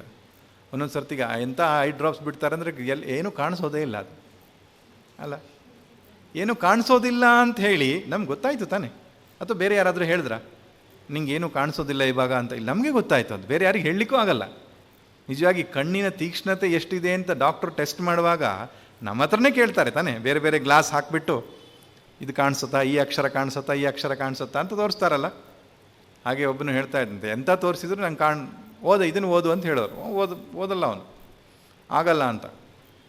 ಏನಪ್ಪ ಎಲ್ಲ ನನ್ನ ಹತ್ರ ಇರೋ ಕನ್ನಡಕ ಎಲ್ಲ ಟೆಸ್ಟ್ ಮಾಡಿಬಿಟ್ಟೆ, ನೀನು ಆಗಲ್ಲ. ನಂಗೆ ಅಕ್ಷರ ಗೊತ್ತಿಲ್ಲ ಸ್ವಾಮಿ ಅಂತ ಹೇಳಿದ್ನಂತ. ಅದು ಪ್ರಾಬ್ಲಮ್ ಬೇರೆ, ಬಟ್ ಅವನಿಗೆ ಕಾಣಿಸ್ತದೆ ತಾನೆ. ಒಮ್ಮೊಮ್ಮೆ ತೀಕ್ಷ್ಣವಾಗಿ ಕಾಣಿಸ್ತದೆ. ಅದಕ್ಕೆ ಪಟುತ್ವ ಅಂತ ಹೇಳ್ತಾರೆ. ಪಟು ಎಕ್ಸ್ಪರ್ಟ್ ಅಂತ ಅರ್ಥ ಇಂಗ್ಲೀಷ್ನಲ್ಲಿ. ಪಟು ಅಂದರೆ ಸಾಮರ್ಥ್ಯ ಉಳ್ಳವನು ಅಂತ. ಸೊ ಪಟುತ್ವ ಅಂದರೆ ತೀಕ್ಷ್ಣವಾಗಿ ಕಾಣಿಸ್ತದೆ, ಅಂಧತ್ವ ಅಂದರೆ ಕಾಣಿಸೋದೇ ಇಲ್ಲ, ಮಂದತ್ವ ಅಂದರೆ ಸ್ವಲ್ಪ ಮಂಜಾಗಿ ಕಾಣಿಸ್ತದೆ. ಮೂರೇ ಪಾಸಿಬಿಲಿಟಿ ಇರೋದು: ಸ್ಪಷ್ಟವಾಗಿ ಕಾಣಿಸೋದು, ಮಂದವಾಗಿ ಕಾಣಿಸೋದು, ಕಾಣಿಸದೇ ಇರೋದು. ಇದು ಕಣ್ಣಿನ ದೋಷಗಳಾಯಿತು. ಇದು ಮನಸ್ಸಿಗೆ ಗೊತ್ತಾಗ್ತದಲ್ಲ, ಅಥವಾ ಇದಕ್ಕೇನಾದರೂ ತುಂಬ ಆಲೋಚನೆ ಮಾಡಬೇಕಾ? ಬೇಕಾಗಿಲ್ಲ. ಹೌದು. ಹಾಗೆ ಕಿವಿಯ ವಿಷಯದಲ್ಲಿ ಅಪ್ಲೈ ಮಾಡಿ ಅಂತ ಹೇಳ್ತಾರೆ ಶಂಕರರು. ಯಾವ್ಯಾವುದನ್ನು? ಶ್ರೋತ್ರ, ತ್ವಗ್, ಈ ಪಂಚ ಜ್ಞಾನೇಂದ್ರಿಯಗಳಿದೆಯಲ್ಲ, ಬರೀ ನೀನು ದೃಶ್ಯದ ಇಂದ್ರಿಯವನ್ನು ಮಾತ್ರ ತೆಗೆದುಕೊಂಡ್ರೆ, ಶ್ರವಣೇಂದ್ರಿಯನೂ ತೆಗೆದುಕೊಳ್ಳಿ. ಚೆನ್ನಾಗಿ ಕೇಳಿಸ್ತಾ ಇದೆ, ಏನೂ ಕೇಳಿಸ್ತಾ ಇಲ್ಲ ಅಲ್ವಾ, ಮತ್ತು ಅರ್ಧಂಬರ್ಧ ಕೇಳಿಸುತ್ತೆ, ಇದು ಗೊತ್ತಾಗುತ್ತೆ ನಮಗೆ. ರುಚಿಯ ವಿಷಯವಾಗೂ ಅಷ್ಟೇ. ಎಷ್ಟೋ ಸಲ ಕೊರೋನಾ ಬಂದಾಗ ಏನು ತಿಂದರೂ ರುಚಿನೇ ಗೊತ್ತಾಗಲ್ಲ ಸ್ವಾಮಿ ಅಂತ ಹೇಳ್ತೇವೆ ನಾವು ಅಲ್ಲ. ನಾಲಿಗೆ ವಾಸನೆನೂ ಗೊತ್ತಾಗ್ತಿರ್ಲಿಲ್ಲ ಕೆಲವರಿಗೆ ಆವಾಗ. ಸೊ ವಾಸನೆ ಗೊತ್ತಾಗ್ತಾ ಇಲ್ಲ, ರುಚಿ ಗೊತ್ತಾಗ್ತಾ ಇದೆ. ಈ ನಾಲೆಜ್ ಅಂದರೆ ಇಂದ್ರಿಯಗಳಲ್ಲಾಗಿರತಕ್ಕಂತಹ ಬದಲಾವಣೆಗಳು ಸಂಕಲ್ಪಯೇತ್ ಮನಃ, ಮನಸ್ಸಿಗೆ ತಿಳಿಯಲ್ಪಡುತ್ತೆ. ಇಲ್ಲಿ ಸಂಕಲ್ಪಯೇತ್ ಅಂದರೆ ಅರಿವಿಗೆ ಬರ್ತದೆ ಅಂತ ಅರ್ಥ ಮಾಡಿಕೊಡ್ಬೇಕು. ಆದರೆ ಹೇಗೆ? ಚೈಕಧ, ಏಕಧ, ಒಂದೇ ತೆರನಾಗಿದ್ದುಕೊಂಡು, ಮನಸ್ಸು ತಾನು ಒಂದೇ ತೆರನಾಗಿದ್ದುಕೊಂಡು, ತಾನು ಒಂದೇ ಆಗಿದ್ದುಕೊಂಡು ಈ ಎಲ್ಲ ಇಂದ್ರಿಯಗಳ ಬದಲಾವಣೆಗಳನ್ನು ಕೂಡ, ಅಂಧತ್ವ, ಮಂದತ್ವ, ಪಟುತ್ವಾದಿ ಬದಲಾವಣೆಗಳನ್ನು ಮನಸ್ಸು ಅರಿತದೆ. ಈಗ ಅದನ್ನು 6 ನಿಯಮಗಳನ್ನು ನೀವೆಲ್ಲ ಅಪ್ಲೈ ಮಾಡಬೇಕು, ಭಾಳ ಚೆನ್ನಾಗಿರುತ್ತದೆ. ಮೊದಲನೇ ನಿಯಮ ಏನು? ಇಂದ್ರಿಯಗಳಿಗಿಂತ ಮನಸ್ಸು ಸರ್ವಥಾ ಭಿನ್ನ. ಕ್ಲಿಯರ್? ಕಣ್ಣು, ಕಿವಿ, ಮೂಗು, ನಾಲಿಗೆ, ಚರ್ಮಕ್ಕಿಂತ ಮನಸ್ಸು ಸರ್ವಥಾ ಭಿನ್ನ. ಮನಸ್ಸಿನ ಬದಲಾವಣೆಯನ್ನು ಮನಸ್ಸೇ ಗಮನಿಸ್ಲಿಕ್ಕೆ ಸಾಧ್ಯ ಇಲ್ಲ. ಇದು 2ನೇ ನಿಯಮ. 3ನೇ ನಿಯಮ, ಇಂದ್ರಿಯಗಳು ಅನೇಕ, ಅಂದರೆ ಬೇರೆ ಬೇರೆ ಇವೆ, ಬೇರೆ ಬೇರೆ ಕಾರ್ಯಗಳನ್ನು ಮಾಡುತ್ತೆ ಇಂದ್ರಿಯಗಳು. ಆದರೆ ಮನಸ್ಸು ಒಂದೇ ಆಗಿದ್ದುಕೊಂಡು ಅದನ್ನು ಅನುಭವಿಸುತ್ತೆ. ಇಂದ್ರಿಯಗಳು ಬೇರೆ ಬೇರೆ ಕಾರ್ಯಗಳನ್ನು ಮಾಡುತ್ತೆ, ಮನಸ್ಸು ಒಂದೇ ಆಗಿದ್ದುಕೊಂಡು ಅನುಭವಿಸುತ್ತೆ. ಕೇಳುತ್ತೆ, ನೋಡುತ್ತೆ, ಮುಟ್ಟತ್ತೆ, ಮೂಸತ್ತೆ, ರುಚಿ ನೋಡುತ್ತೆ, ಈ ಎಲ್ಲ ಕಾರ್ಯಗಳನ್ನು ಇಂದ್ರಿಯ ಮಾಡ್ತಾ ಇದ್ದಾಗಲೂ ಮನಸ್ಸು ತಾನು ಒಂದೇ ಆಗಿದ್ದುಕೊಂಡು, ಅದಕ್ಕೆ ಬೇರೆ ಮನಸ್ಸು, ನೋಡ್ಲಿಕ್ಕೆ ಬೇರೆ ಮನಸ್ಸು, ಕೇಳಲಿಕ್ಕೆ ಬೇರೆ ಮನಸ್ಸು ಅಂತಿಲ್ಲ, ಒಂದೇ ಮನಸ್ಸು ತಾನೆ. ಇದೆಲ್ಲ ಅನೇಕ ಕ್ರಿಯೆಗಳನ್ನು ಮಾಡ್ತಕ್ಕಂಥದ್ದನ್ನು ಗಮನಿಸುವ, ಅನುಭವಿಸುವುದು ಒಂದೇ ಮನಸ್ಸು. ಇದು 3ನೇ ನಿಯಮ. 4ನೇ ನಿಯಮ ಏನಂದರೆ, ಇಂದ್ರಿಯಗಳು ವಿಕಾರವನ್ನು ಹೊಂದುತ್ತಾ ಇರ್ತದೆ, ಮನಸ್ಸು ವಿಕಾರವನ್ನು ಹೊಂದಲ್ಲ. ಸದ್ಯಕ್ಕೆ ನಮಗೆ ಅನುಕೂಲ ಆಗಿರೋ ಸಿದ್ಧಾಂತ. ಮುಂದಕ್ಕೆ ಅದು ಬದಲಾವಣೆ ಆಗುತ್ತೆ ಅಂತ ಗೊತ್ತಿದೆ ನಮಗೆ. ಮನಸ್ಸು ತಾನು ಬದಲಾಗದೆ ಬದಲಾಯಿಸುವ ಇಂದ್ರಿಯಗಳನ್ನು ಗಮನಿಸ್ತಾ ಇದೆ. ಮನಸ್ಸು ಅರಿವಿನ ಸ್ವರೂಪ, ಇಂದ್ರಿಯಗಳು ಜಡ. ಇಂದ್ರಿಯಗಳು ಜಡ, ಮನಸ್ಸು ಚೇತನ. ಹಾಗೆ ಮನಸ್ಸು ಆತ್ಮ, ಇಂದ್ರಿಯಗಳು ಅನಾತ್ಮ. ರೈಟ್? ಈ ನಿಯಮಗಳೇ ಅಲ್ಲಿವರೆಗೂ ಅಪ್ಲೈ ಆಯಿತು. ಈಗ ಶಂಕರರು ಹೇಳ್ತಾರೆ, ಇಲ್ಲಿವರೆಗೆ ಅಡ್ಡಿಲ್ಲ, ಚೆನ್ನಾಗಿದೆ, ತೊಂದರೆ ಇಲ್ಲ, ಮುಂದೆ ಹೀಗೆ ನಾವು ಹೋಗಬೇಕು. ಮನಸ್ಸು ಏನು ಮಾಡುತ್ತೆ? ಮನಸ್ಸು ಕೂಡ ನೀವು ತಿಳ್ಕೊಂಡ ಹಾಗೆ ಒಂದೇ ತೆರನಾಗಿದೆ ಅಂತ ನೀವು ತಿಳ್ಕೊಂಡಿದ್ದೀರ, ಹಾಗಿಲ್ಲ. ಮನಸ್ಸಲ್ಲೂ ಕೂಡ ಅನೇಕ ರೀತಿಯ ಆಲೋಚನೆಗಳು ಬರ್ತದೆ. ಅದನ್ನು ಹೇಳ್ತಾರೆ, ಕಾಮ ಸಂಕಲ್ಪ ಸಂದೇಹೋ ಶ್ರದ್ಧಾ ಶ್ರದ್ಧೆ ಧೃತೀತರೆ ಹ್ರೀರ್ಧೀರ್ಭೀರಿತ್ಯೇವ ಮಾದೀನ್ ಭಾಸಯತ್ಯೇಕಧಾಚಿತಿ. ಮನಸ್ಸು ಅಂತ ಹೇಳಿದರೆ ಆಲೋಚನೆಯ ಪ್ರವಾಹ. ಒಂದೊಂದು ಬಗೆಯಾಗಿ ಮನಸ್ಸು ಆಲೋಚನೆಯನ್ನು ತಂದೊಡ್ಡುತ್ತಾ ಇರ್ತದೆ. ಕೆಲವು ಆಲೋಚನೆಗಳು ನೆನಪುಗಳಿಗೆ ಸಂಬಂಧಪಟ್ಟಿದ್ದು, ಕೆಲವು ಆಲೋಚನೆಗಳು ಮನಸ್ಸಿನ ಮುಂದಿರತಕ್ಕಂತಹ ವಸ್ತುಗಳನ್ನು ನೋಡಿ, ಇನ್ನು ಕೆಲವು ಆಲೋಚನೆಗಳು ನಿಶ್ಚಯಾತ್ಮಕವಾದದ್ದು, ಇನ್ನಿಷ್ಟು ಆಲೋಚನೆಗಳು ಸಂದೇಹಾಸ್ಪದವಾದದ್ದು. ಹೀಗೆ ಒಂದೆರಡು ಬಗೆಯಲ್ಲ, ನೂರಾರು ಸಾವಿರಾರು ಬಗೆಯ ಆಲೋಚನೆಗಳು ನಮ್ಮ ಮನಸ್ಸಿನಲ್ಲಿ ಹುಟ್ಟುತ್ತಾ ಇರ್ತದೆ. ಇದಕ್ಕೆ ಶಾಸ್ತ್ರವೇ ಪ್ರಮಾಣ. ಉಪನಿಷತ್ತಲ್ಲೇ ಯಾವ್ಯಾವ ರೀತಿ ಆಲೋಚನೆಗಳು ಹುಟ್ಟುತ್ತೆ ಅನ್ನೋದಕ್ಕೆ ಒಂದಿಷ್ಟು ದೃಷ್ಟಾಂತ ಬೃಹದಾರಣ್ಯಕ ಉಪನಿಷತ್ತಲ್ಲಿ ಬರುತ್ತೆ. ಕಾಮಸ್ಸಂಕಲ್ಪೋ ವಿಚಿಕಿತ್ಸಾ ಶ್ರದ್ಧಾ ಧೃತಿರ್ ಹ್ರೀರ್ ಧೀರ್ ಭೀರ್ ಇತ್ಯೇತತ್ ಸರ್ವಂ ಮನ ಏವ ಬೃಹದಾರಣ್ಯಕ ಉಪನಿಷತ್ತಲ್ಲಿ ಬರೋ ಮಾತು. ಒಂದಿಷ್ಟು ಮನದ ಆಲೋಚನೆಗಳಿಗೆ ಒಂದು ಎಕ್ಸಾಂಪಲ್ ಕೊಟ್ಟಿದ್ದಾರೆ. ಅದನ್ನೇ ಇಲ್ಲಿ ವಿದ್ಯಾರಣ್ಯ ಸ್ವಾಮಿಗಳು ತಗೊಂಡಿದ್ದಾರೆ. ಯಾವ್ಯಾವ ರೀತಿ ಆಲೋಚನೆ ಬರುತ್ತೆ? ಕಾಮಹ ಅಂದರೆ ಬಯಕೆ, ಶಾಪಿಂಗ್ ಮಾಡಬೇಕು ಅಂತ ಯೋಚನೆ ಬರ್ತದೆ ಅಲ್ಲ, ಅದನ್ನ ತಗೊಳ್ಬೇಕು, ಇನ್ನು ತಗೊಳ್ಬೇಕು, ಅದು ಕಾಮಹ ಅಂತ ಹೇಳ್ತಾರೆ, ಬಯಕೆ. ಸಂಕಲ್ಪ ಅಂದರೆ ನಿಶ್ಚಯ. ಪೂಜೆಯಲ್ಲಿ ನಾವು ನಿಶ್ಚಯ ಮಾಡ್ತೇವಲ್ಲ, ಸಂಕಲ್ಪ ಮಾಡೋದು ಅಂತ. ಬಯಕೆ ಹುಟ್ಟತ್ತೆ ಮನಸ್ಸಲ್ಲಿ. ಇಲ್ಲ, ಈಗ ಅಂಗಡಿಗೆ ಹೋಗಿ ತಗೊಂಡು ಬರೋಣ ಅಂತೇಳಿ ಕೈ ಚೀಲ ರೆಡಿ ಮಾಡಿಕೊಂಡ್ರೆ ಅದು ಸಂಕಲ್ಪ ಅಂತ ನಿಶ್ಚಯ ಮಾಡ್ಕೊಂಡಿದೆ. ಹಾಗೆ ಸಂಕಲ್ಪ. ಸಂದೇಹ ಅಂದರೆ ದ್ವಿಕೋಟಿಕ. ಅದು ಹಾಗಿರಬಹುದು, ಹೀಗಿರಬಹುದು, ಅದು ಆ ವಸ್ತುವೋ ಈ ವಸ್ತುವೋ, ಈ ದ್ವಿಕೋಟಿಕ ಎರಡು ರೀತಿಯಾಗಿ ಯೋಚನೆಗಳು ಬಂದರೆ ಅದನ್ನು ಸಂದೇಹ ಅಂತ ಕರೀತಾರೆ. ಶ್ರುತಿಯಲ್ಲಿ ಅದನ್ನು ವಿಚಿಕಿತ್ಸಾ ಅಂತ ಕರೆದಿದ್ದಾರೆ, ಇವರು ಸಂದೇಹ ಅಂತ ಹೇಳಿದ್ದಾರೆ. ಆಮೇಲೆ ಶ್ರದ್ಧೆ ಅಂದರೆ ಆಸ್ತಿಕ್ಯ ಬುದ್ಧಿ, ಅದು ಮಹತ್ವ ಬುದ್ಧಿ ಅಂತ ಹೇಳ್ತಾರೆ. ಹೌದು, ಅದು ಶ್ರೇಷ್ಠವಾದದ್ದು, ಅದು ಪೂಜನೀಯವಾದದ್ದು, ಅದು ಗೌರವಕ್ಕೆ ಅರ್ಹವಾದದ್ದು, ಈ ರೀತಿಯಾದಂತಹ ಮಹತ್ವ ಬುದ್ಧಿ, ಅದಕ್ಕೆ ಶ್ರದ್ಧೆ ಅಂತ ಹೇಳ್ತಾರೆ. ಅಶ್ರದ್ಧೆ ಅಂತ ಹೇಳಿದರೆ ಮಹತ್ವ ಬುದ್ಧಿ ಇಲ್ಲದೇ ಇರೋದು ಅಥವಾ ತಿರಸ್ಕಾರ ಬುದ್ಧಿ, ಅದು ಅಶ್ರದ್ಧೆ. ಧೃತಿ, ಸೆಲ್ಫ್ ಕಾನ್ಫಿಡೆನ್ಸ್, ಆತ್ಮವಿಶ್ವಾಸ, ನಾನು ಮಾಡಬಲ್ಲೆ, ನನ್ನೆಲ್ಲ ಸಾಮರ್ಥ್ಯ ಇದೆ. ಅಧೃತಿ, ಇನ್ನು ಇನ್ಫೀರಿಯಾರಿಟಿ ಕಾಂಪ್ಲೆಕ್ಸ್, ನನ್ನ ಹತ್ರ ಸಾಧ್ಯ ಇಲ್ಲ, ನಾನು ಪ್ರಯೋಜನ ಇಲ್ಲ, ಇದು ಅಧೃತಿ. ಹ್ರೀಹಿ, ನಾಚಿಕೆ. ಧೀಹಿ, ನಿಶ್ಚಯಾತ್ಮಕವಾದಂತಹ ಒಂದು ಆಲೋಚನೆ. ಸುಮ್ಮನೆ ಆಲೋಚನೆಗಳ ಬೇರೆ ಬೇರೆ ವಿಧ ಕೊಡ್ತಾ ಇದ್ದಾರೆ ಒಂದು ಎಕ್ಸಾಂಪಲಿಗೋಸ್ಕರ. ಭೀಹಿ ಅಂದರೆ ಭಯದ ವೃತ್ತಿ. ಇತಿ ಏವಮ, ಇದಿಷ್ಟು ಎಕ್ಸಾಂಪಲ್ ಅಷ್ಟೇ, ಇದಲ್ಲದೆ ಅನೇಕ ಬಗೆಯ ಆಲೋಚನೆಗಳು ಬರುತ್ತೆ ನಮ್ಮಲ್ಲಿ ಅಲ್ವಾ. ಕಾಮ, ಕ್ರೋಧ, ಲೋಭ, ಮೋಹ, ಮದ, ಮತ್ಸರ, ಅಹಂಕಾರ, ಮಮಕಾರ, ಸಂಶಯ. DVG ಅವರು ಹೇಳಿದಾಗೆ, ರಾವಣನ ದಶಶಿರವದೇಂ ನರನು ಶತಶಿರನು, ಸಾವಿರಾಸ್ಯಗಳ ನೊಂದರೊಳಗಣಗಿಸಿಹನು, ಹಾವಾಗಿ ಹುಲಿಯಾಗಿ ಕಪ್ಪೆ ಹುಲ್ಲೆಯುಮಾಗಿ ಭೂವ್ಯೋಮ ಕತಿಶಯನು ಮಂಕುತಿಮ್ಮ. ಜಗತ್ತಿನಲ್ಲಿ ಎಷ್ಟೆಷ್ಟು ಪ್ರಾಣಿಗಳಿವೆಯೋ ಅಷ್ಟಷ್ಟು ವೃತ್ತಿಗಳು ನಮ್ಮಲ್ಲಿವೆ. ನರಿಯೂ ಇದೆ. ಅದು DVG ಇನ್ನೊಂದು ಕಾಗದಲ್ಲಿ ಒಂದು ಹೇಳ್ತಾರೆ ಅವರು, ನರಿ ಮತ್ತು ವಾನರ ಇಬ್ಬರನ್ನು ಸೃಷ್ಟಿ ಮಾಡಿದಂತೆ ದೇವರು. ಬರೀ ವೇದಾಂತ ಹೇಳಿದ್ರೆ ಬೋರ್ ಆಗುತ್ತೆ, ಮಧ್ಯೆ ಮಧ್ಯೆ ಸಣ್ಣ ಸಣ್ಣ ಕತೆ ಹೇಳೋದು. ನರಿ ಮತ್ತು ವಾನರ ಎರಡನ್ನು ಸೃಷ್ಟಿ ಮಾಡಿ ದೇವರು ಯೋಚನೆ ಮಾಡಿದಂತೆ, ಚೆನ್ನಾಗಿ ಬಂದಿಲ್ಲ, ಇದೆರಡನ್ನು ಸೇರಿಸ್ಬಿಡೋಣ ಅಂತ ಜಾಯಿಂಟ್ ಮಾಡಿದಾಗ ನರನ ಸೃಷ್ಟಿ ಆಯ್ತಂತೆ. ಆದ್ದರಿಂದ ನರನೊಳಗೆ ನರಿ ಬುದ್ಧಿ ಇದೆ, ವಾನರನ ಮನಸ್ಸಿದೆ ಅಂತ ಹೇಳ್ತಾರೆ ಅವರು. ನರಿ ವಾನರರ ಸಮಾಗಮ. ಹುಲಿ ಇದೆ, ಹುಲ್ಲೆ ಇದೆ, ಹಸು ಇದೆ ನಮ್ಮಲ್ಲಿ. ಸಾತ್ವಿಕ ವೃತ್ತಿಗಳು ಬಂದಾಗ ಹಸು, ಗೋವೃತ್ತಿ, ಹಾಗೆ ಅನೇಕ ಬಗೆಯ ವೃತ್ತಿಗಳಿವೆ ಅಲ್ವಾ. ತುಂಬ ವಿಸ್ತಾರ ಮಾಡೋದು ಬೇಡ, ಅನೇಕವರೆಗೆ ಆಲೋಚನೆಗಳು ಬರುತ್ತೆ. ಅದು ಬೆಳಿಗ್ಗೆ ಒಂದು ಆಲೋಚನೆ, ಸಂಜೆ ಒಂದು ಆಲೋಚನೆ ಆಗಲ್ಲ, ಪ್ರತಿ ಕ್ಷಣ ಆಗುತ್ತೆ. ಕ್ಷಣೇ ರುಷ್ಟಾಹ ಕ್ಷಣೇ ತುಷ್ಟಾಹ ರುಷ್ಟಾಹ ತುಷ್ಟಾಹ ಕ್ಷಣೇ ಕ್ಷಣೇ ಅವ್ಯವಸ್ಥಿತ ಚಿತ್ತಾನಾಂ ಪ್ರಸಾದೋಪಿ ಭಯಂಕರ ಅಂತ ಹೇಳ್ತಾರೆ. ಖುಷಿಯಾಗತ್ತೆ, ಇಮಿಡಿಯೇಟ್ಲಿ ಸಿಟ್ಟು ಬರ್ತದೆ. ಈ ವ್ಯಕ್ತಿ ಆನಂದವಾಗಿದ್ದಾನೆ, ಶಾಂತವಾಗಿದ್ದಾನೆ ಅಂತ ನೀವು ಮಾತಾಡಿಸ್ಲಿಕ್ಕೆ ಹೋದರೆ ಬುಸ್ ಅಂತ ನಾಗರಹ ಒಳಗಡೆಯಿಂದ ಅಂತಾನ, ಮರುಕ್ಷಣ ಅಳು, ಅಯ್ಯೋ. ಹೀಗೆ ಆಲೋಚನೆಗಳು ಭಿನ್ನ ಭಿನ್ನ ಭಿನ್ನ ಭಿನ್ನ. ಹಾಂ, ಇದು ನಮಗೆ ಗೊತ್ತಾಗ್ತದ.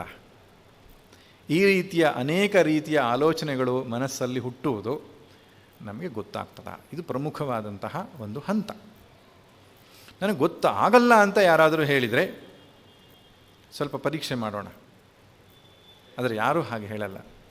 ಸ್ವಾಮೀಜಿ, ನನ್ನ ಮನಸ್ಸಿನಲ್ಲಾಗುವ ಆಲೋಚನೆ ನನಗೆ ಬಿಟ್ಟರೆ ಇನ್ಯಾರಿಗೂ ಗೊತ್ತಾಗಲ್ಲ ಅಲ್ವಾ. ಮೆಡಿಕಲ್ ಸೈನ್ಸಿಗೆ ಗೊತ್ತಾಗಲ್ಲ. ಅದು alpha waves, beta waves, gamma waves ಅಂಥೇಳಿ ವೇವ್ಸಲ್ಲಿ ಕಾಣಿಸತ್ತೆ ಹೊರತು ಇವನು ನಿಖರವಾಗಿ ಇಂಥದ್ದೇ ಯೋಚನೆ ಮಾಡ್ತಿದ್ದಾನೆ ಅಂಥೇಳಿ ಮೆಡಿಕಲ್ ಸೈನ್ಸಿಗೆ ಗೊತ್ತಾಗಲ್ಲ. ನಮಗೆ ಮಾತ್ರ ಗೊತ್ತಾಗ್ತದೆ. ಹಾಂ, ನಮಗೆ ಮಾತ್ರ ಗೊತ್ತಾಗತ್ತೆ ಅಲ್ವಾ. ಈಗ ಬನ್ನಿ ವಿಷಯಕ್ಕೆ. ಯಾರಿಗೆ ಗೊತ್ತಾಗ್ತದೆ? ಮನಸ್ಸಿಗೇ ಗೊತ್ತಾಗತ್ತೆ ಅಂದರೆ ನೀವು ನಿಯಮ ಭಂಗ ಮಾಡಿದ್ದೀರಿ. ಕಣ್ಣಿನ ವಿಷಯದಲ್ಲಿ ಅದನ್ನು ನೀವು ಒಪ್ಕೊಂಡಿಲ್ಲ, ಮನಸ್ಸಿನ ವಿಷಯದಲ್ಲೂ ಅದನ್ನು ಒಪ್ಕೊಂಡಿಲ್ಲ. ಇಲ್ಲಿಯೂ ನೀವು ಅದನ್ನು ಒಪ್ಕೊಳ್ಬಾರ್ದು. ಮನಸ್ಸಿಗೆ ಆಲೋಚನೆಗಳು ಗೊತ್ತಾಗಲ್ಲ. ಹಾಗಾದರೆ ಆಲೋಚನೆಗಳಿಗಿಂತ ಭಿನ್ನವಾದ ಇನ್ನೊಂದಕ್ಕೆ ಗೊತ್ತಾಗ್ತದೆ. ಇದು ಸ್ವಲ್ಪ ಕಷ್ಟ. ಯಾಕೆಂದರೆ ಈ ವಿಷಯವಾಗಿ ನಾವು ಹೆಚ್ಚು ಮಾತಾಡಲ್ಲ. ಈ ಉಳಿದ 2 ಡಿಪಾರ್ಟ್ಮೆಂಟ್ ಬಗ್ಗೆ ಯಾವ ಮಾತಾಡ್ತಿರ್ತವೆ, ನೋಡೋದು, ಕೇಳೋದು, ಮುಟ್ಟೋದು, ಮೂಸೋದು ನಮ್ಮ topic, day to day topic. ಮನಸ್ಸಿನ ಆಲೋಚನೆಯೂ ಡೇ ಟು ಡೇ ಟಾಪಿಕ್. ಅದಕ್ಕೆ ಮೀರಿದಂಥ ಇನ್ನೊಂದು ವಸ್ತುವಿನ ಬಗ್ಗೆ ನಾವು ಹುಡುಕಾಟ ನಡೆಸದೇ ಇರೋದ್ರಿಂದ, ಅಂಥದ್ದೊಂದು ಇರಬಹುದು ಎನ್ನುವಂತಹ ಯೋಚನೆ ಕೂಡ ಮಾಡದೇ ಇರೋದ್ರಿಂದ ಸ್ವಲ್ಪ ಕಷ್ಟ ಆಗ್ಬೋದು ಪ್ರವೇಶ ಮಾಡಲಿಕ್ಕೆ. ಆದರೆ ಬಹಳ ಮುಖ್ಯವಾದ ವಿಷಯ ಆಯಿತು. ಮನಸ್ಸಿಗಿಂತಲೂ ಭಿನ್ನವಾದ ಇನ್ನೊಂದು ಅಸ್ತಿತ್ವ ಇರುವುದರಿಂದ ಮನಸ್ಸಿನ ಆಗುಹೋಗುಗಳು, ಮನಸ್ಸಿನ ಬದಲಾವಣೆಗಳು ನಮ್ಮ ಗಮನಕ್ಕೆ ಬರ್ತಾ ಇದೆ. ಇದು ಮೊದಲನೇ ನಿಯಮ. ಆಲೋಚನೆಗಳಿಗಿಂತ ಬೇರೆಯಾದ ಇನ್ನೊಂದು ವಸ್ತು ಇದೆಯಲ್ಲ, ಅದಕ್ಕೆ ಸಾಕ್ಷಿ ಅಂತ ಹೆಸರು ಕೊಟ್ಟಿದ್ದಾರೆ ಹಿರಿಯರು. ಒಂದು ಹೆಸರು ಕೊಡಬೇಕು. ಚಿತ್, ಚೈತನ್ಯ, ಸಾಕ್ಷಿ, ಈ ರೀತಿಯಾದ ಹೆಸರುಗಳನ್ನು ಕೊಟ್ಟಿದ್ದಾರೆ. ಇಲ್ಲಿ ಸಾಕ್ಷಿ ಎನ್ನುವ ಹೆಸರು. ಸಾಕ್ಷಿ ಅಂದರೆ ಸಾಕ್ಷಾತ್ ಪಶ್ಯತಿ, ಅದು ಸಾಕ್ಷಾತ್ತಾಗಿ ನೋಡ್ತಾ ಇದೆ, ಇನ್ನೊಂದರ ಉಪಕಾರ ಇಲ್ಲದೆ, ಇನ್ನೊಂದರ ಸಹಾಯವಿಲ್ಲದೆ ನೇರವಾಗಿ ಅದು ಅರಿತಾ ಇದೆ. ಇಲ್ಲಿ ನೋಡ್ತಾ ಇದೆ ಅನ್ನೋ ಶಬ್ದಕ್ಕೆ ಅರ್ಥ ಅರಿತಾ ಇದೆ ಅಂತ. ಅದಕ್ಕೆ ನಮ್ಮೊಬ್ಬರು ಮಹಾತ್ಮರು ಹೇಳ್ತಾ ಇದ್ರು, CCTV ಕ್ಯಾಮರಾದಾಗ ಅಲ್ಲ ಅಂತ. ಅದು ಮತ್ತೆ ಚರ್ಚೆ ಮಾಡೋಣ. ಆದರೆ ಅರಿತಾ ಇದೆ, ಮನಸ್ಸಿನ ಬದಲಾವಣೆಗಳನ್ನು ಅರಿಯುವಂತಹ ಒಂದು ಸಾಮಾನ್ಯ ಚೇತನ ಅನ್ನುವಂಥದ್ದು ಇದೆ. ಒಪ್ಕೊಳ್ತೀರಾ? ಸರಿ. ಈಗ 2ನೇ ನಿಯಮ ಬರೋಣ. ಆ ಸಾಕ್ಷಿ ಚೈತನ್ಯವೇ ಅರಿಲಿಕ್ಕೆ ಸಾಧ್ಯ ಇಲ್ಲ. ಹೇಗೆ ಮನಸ್ಸನ್ನು ಮನಸ್ಸೇ ಅರಿಲಿಕ್ಕೆ ಸಾಧ್ಯವಿಲ್ಲೋ, ಕಣ್ಣನ್ನು ಕಣ್ಣೇ ಅರಿಲಿಕ್ಕೆ ಸಾಧ್ಯವಿಲ್ಲೋ, ಸಾಕ್ಷಿಯನ್ನು ಸಾಕ್ಷಿಯೇ ಅರಿಲಿಕ್ಕೆ ಸಾಧ್ಯ ಇಲ್ಲ.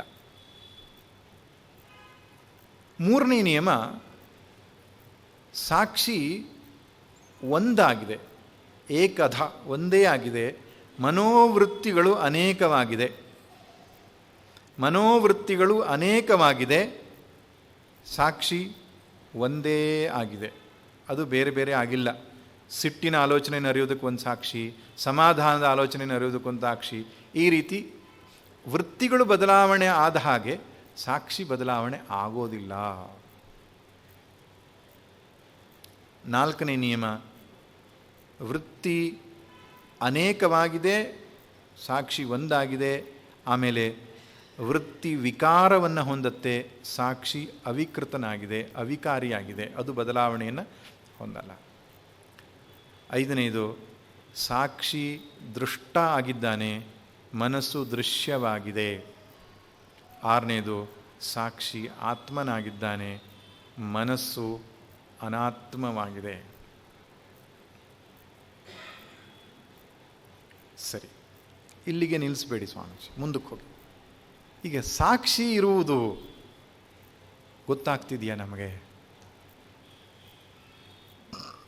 ಮನಸ್ಸಿನ ಆಗು ಹೋಗುಗಳು ಗೊತ್ತಾಗತ್ತೆ. ಯಾರಿಗೆ? ಸಾಕ್ಷಿಗೆ. ಸಾಕ್ಷಿ ಎಂಬುದೊಂದಿದೆ ಎನ್ನುವಂಥದ್ದು ನಮಗೆ ಗೊತ್ತಾಗ್ತಾ ಇದೆಯಾ? ಗೊತ್ತಾಗ್ತಾ ಇಲ್ಲ. ಅದರಿಂದ ಅದಕ್ಕೆ ಪಾಠ ಮಾಡಲಿಕ್ಕೆ ನಾವು ಶಂಕರರ ಗ್ರಂಥಗಳನ್ನು ಇಟ್ಕೊಳ್ಬೇಕು. ಶಂಕರ ಭಗವತ್ಪಾದರು ಶಾಸ್ತ್ರಗಳು ಯಾಕೆ ಬೇಕಂದರೆ ಈ ಸಾಕ್ಷಿಯ ಅಸ್ತಿತ್ವ ನಮ್ಮ ಪರಿಚಯದಲ್ಲಿ ಇಲ್ಲ.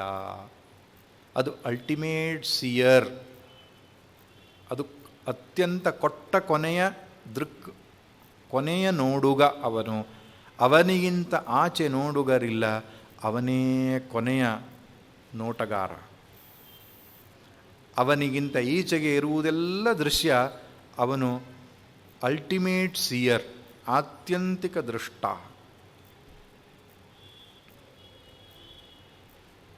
ಹಾಗಾದರೆ ಅವನ ಸ್ವರೂಪ ಹೇಗೆ? ಅವನು ಹೇಗಿದ್ದಾನೆ ಹೇಳ್ತಾರೆ ಶ್ಲೋಕ 5ರಲ್ಲಿ.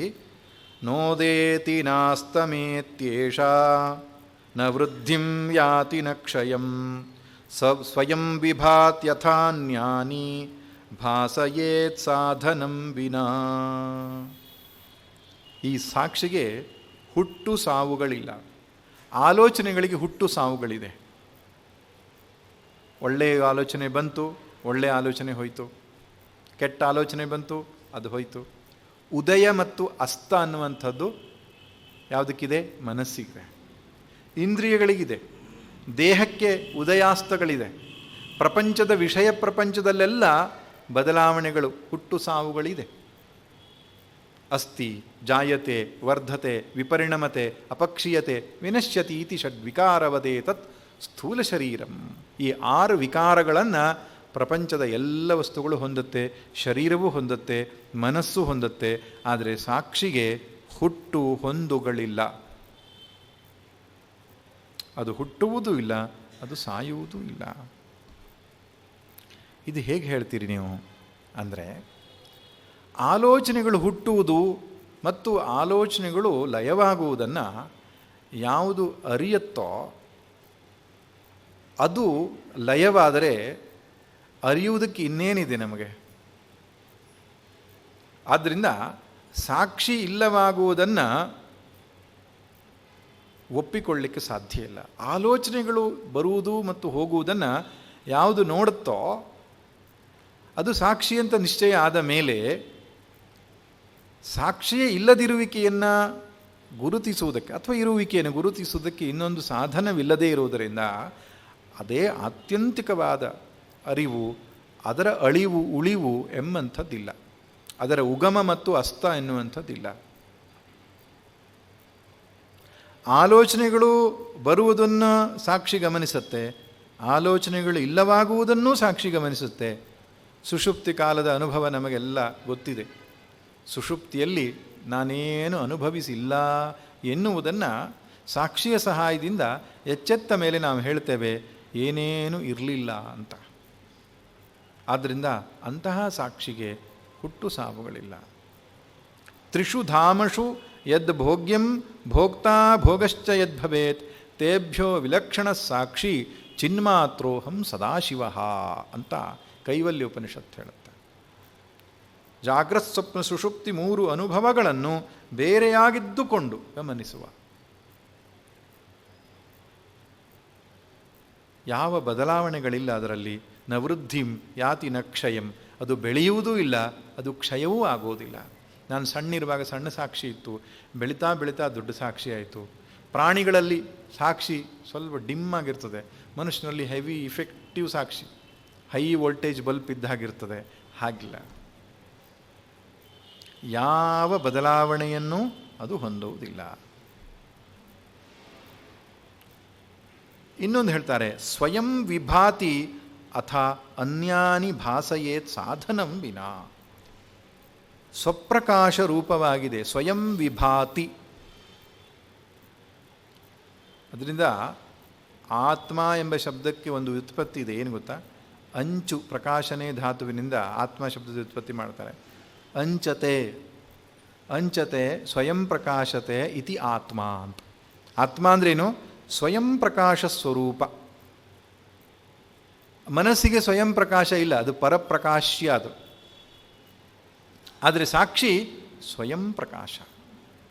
ಅದನ್ನು ತೋರಿಸುವುದಕ್ಕೆ ಇನ್ನೊಂದು ಬೇಕಾಗಿಲ್ಲ. ನಾನು ಇದ್ದೇನೆ ಅಂತ ಹೇಳೋದಕ್ಕೆ ಯಾರ ಸಹಾಯವೂ ನಮಗೆ ಬೇಕಾಗಿಲ್ಲ. ಬೇಕಾಗ್ತದ? ನಾನು ಇದ್ದೇನೆ ಅಂತ ಹೇಳುವಂಥ ವಿಷಯಕ್ಕೆ ಯಾವ ಫಿಸಿಕ್ಸೋ ಕೆಮಿಸ್ಟ್ರಿನೋ ಅಥವಾ ಇನ್ಯಾವುದೋ ಇನ್ಫಾರ್ಮೇಷನ್ಸ್ ಬೇಕಾಗಿಲ್ಲ. ಕತ್ತಲೆಯದಲ್ಲೂ ಕೂಡ, ಯಾರೂ ಕಾಣದಿದ್ದಾಗಲೂ ಕೂಡ ನಾನಿದ್ದೇನೆ ಅಂತ ನಮ್ಗೆ ಗೊತ್ತಾಗ್ತದೆ. ಯಾವುದರ ಸಹಾಯದಿಂದ ಹೇಳ್ತೇವೆ? ಅದೇ ಸಾಕ್ಷಿ, ಸ್ವಯಂ ಪ್ರಕಾಶ ಸ್ವರೂಪ. ಅದಕ್ಕೆ ಶಾಸ್ತ್ರದಲ್ಲಿ ಸ್ವಯಂ ಪ್ರಕಾಶದ ಲಕ್ಷಣ ಹೇಳ್ತಾರೆ. ಅವೇದ್ಯತ್ವೇ ಸತಿ ಅಪರೋಕ್ಷತ್ವಂ ಸ್ವಯಂ ಪ್ರಕಾಶತ್ವಂ ಅಂತ ಅದರ ಲಕ್ಷಣ. ಇಂದ್ರಿಯಗಳಿಂದ ಅರಿಲಿಕ್ಕೆ ಸಾಧ್ಯವಿಲ್ಲದಿದ್ದರೂ ಕೂಡ ಅದು ಅಪರೋಕ್ಷವಾಗಿದೆ ಅಂತ ಅರ್ಥ. ಈಗ ಒಂದು ವಸ್ತು ಇದೆ ಅಂತ ಗೊತ್ತಾಗಬೇಕಾದ್ರೆ ಇಂದ್ರಿಯಗಳಿಂದಲೋ ಮನಸ್ಸಿಂದ ನಾವು ತಿಳಿಬೇಕು. ಇಂದ್ರಿಯ ಮನಸ್ಸುಗಳ ಸಹಾಯ ಇಲ್ಲದೆ ಯಾವ ವಸ್ತುವಿನ ಇರುವಿಕೆಯೂ ನಮಗೆ ಗೊತ್ತಾಗಲ್ಲ. ಆದರೆ ಈ ಸಾಕ್ಷಿಯ ಅಸ್ತಿತ್ವವನ್ನು ಅರಿಯುವುದಕ್ಕೆ ಯಾವ ಇಂದ್ರಿಯ ಮನಸ್ಸುಗಳು, ಯಾವ ಉಪಕರಣಗಳ ಸಹಾಯವೂ ಬೇಕಾಗಿಲ್ಲ. ಹಾಗಂತ ಅದು ಗೊತ್ತಾಗ್ತಾ ಇಲ್ಲ ಅಂತಲ್ಲ, ಗೊತ್ತಾಗ್ತಾ ಇದೆ. ಅಪರೋಕ್ಷತ್ವಂ, ಅದು ಅಪರೋಕ್ಷವಾಗಿ ಗೊತ್ತಾಗ್ತದೆ. ಅವೇದ್ಯತ್ವೇ ಸತಿ ಅಪರೋಕ್ಷತ್ವಂ ಸ್ವಯಂ ಪ್ರಕಾಶತ್ವಂ.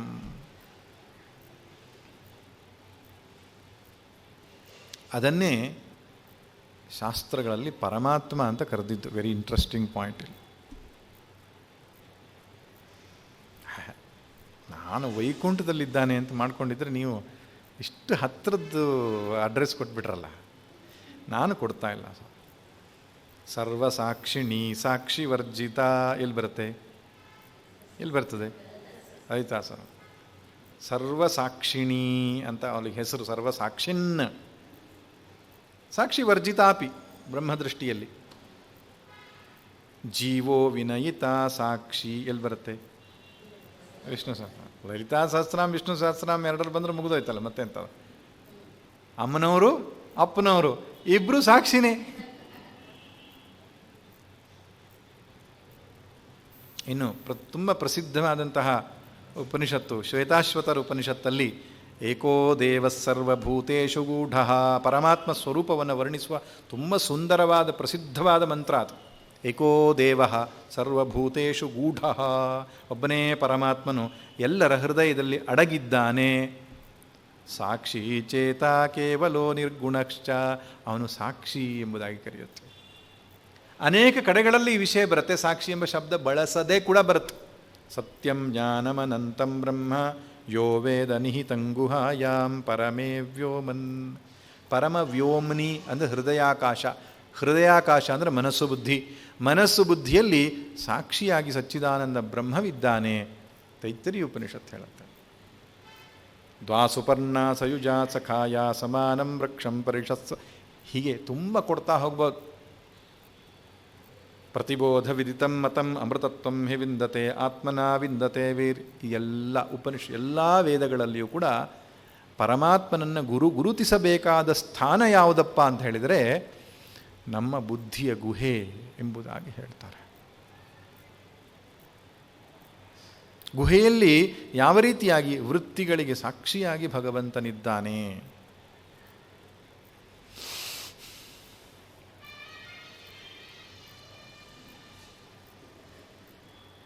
ಅಲ್ಲ, ನೀವು ಎಲ್ಲ ಹೇಳಿದ್ರಿ, ಭಗವದ್ಗೀತೆದು ಹೇಳಲೇ ಅಲ್ಲ. ಭಗವದ್ಗೀತೆದು ಹೇಳಬೇಕು. ಎಲ್ಲಿ ಸಾಕ್ಷಿ ಅಂತ ಹೇಳಿದ್ದಾನೆ ಭಗವದ್ಗೀತೆಯಲ್ಲಿ? ಹೇಳಿದ್ದಾನೆ, ಕ್ಷೇತ್ರಜ್ಞಂ ಚಾಪಿ ಮಾಂ ವಿದ್ಧಿ ಸರ್ವಕ್ಷೇತ್ರೇಷು ಭಾರತ. ಸಕಲ ಕ್ಷೇತ್ರಗಳಲ್ಲಿ ನಾನು ಕ್ಷೇತ್ರಜ್ಞ. ಕ್ಷೇತ್ರಂ ಜಾನಾತಿ ಇತಿ ಕ್ಷೇತ್ರಜ್ಞ. ಕ್ಷೇತ್ರ ಅಂದರೆ ಮನಸ್ಸು, ಇಂದ್ರಿಯ, ಮನಸ್ಸು, ಬುದ್ಧಿ, ಇವುಗಳಿಗೆ ಕ್ಷೇತ್ರ ಅಂತ ಹೆಸರು. ಅದನ್ನು ಯಾವನು ತಿಳಿಯುತ್ತಿದ್ದಾನೋ ಅವನು ಕ್ಷೇತ್ರಜ್ಞಾನೇ ಸಾಕ್ಷಿ. ಆದ್ದರಿಂದ ಪರಮಾತ್ಮನನ್ನು ಹುಡುಕ್ಲಿಕ್ಕೆ ಎಲ್ಲಿ ಹೋಗಬೇಕು? ಕೇದಾರಕ್ಕೋ ಬದರಿಗೋ ಹೋಗಬೇಕು, ಅಲ್ಲಿಗೂ ಹೋಗಬೇಕು. ಯಾಕೆ? ಇಲ್ಲಿಗೆ ಬರೋದಕ್ಕಿಂತ ಮುಂಚಿನ ಪೂರ್ವ ಸಿದ್ಧತೆಗಾಗಿ ಹೋಗಬೇಕು.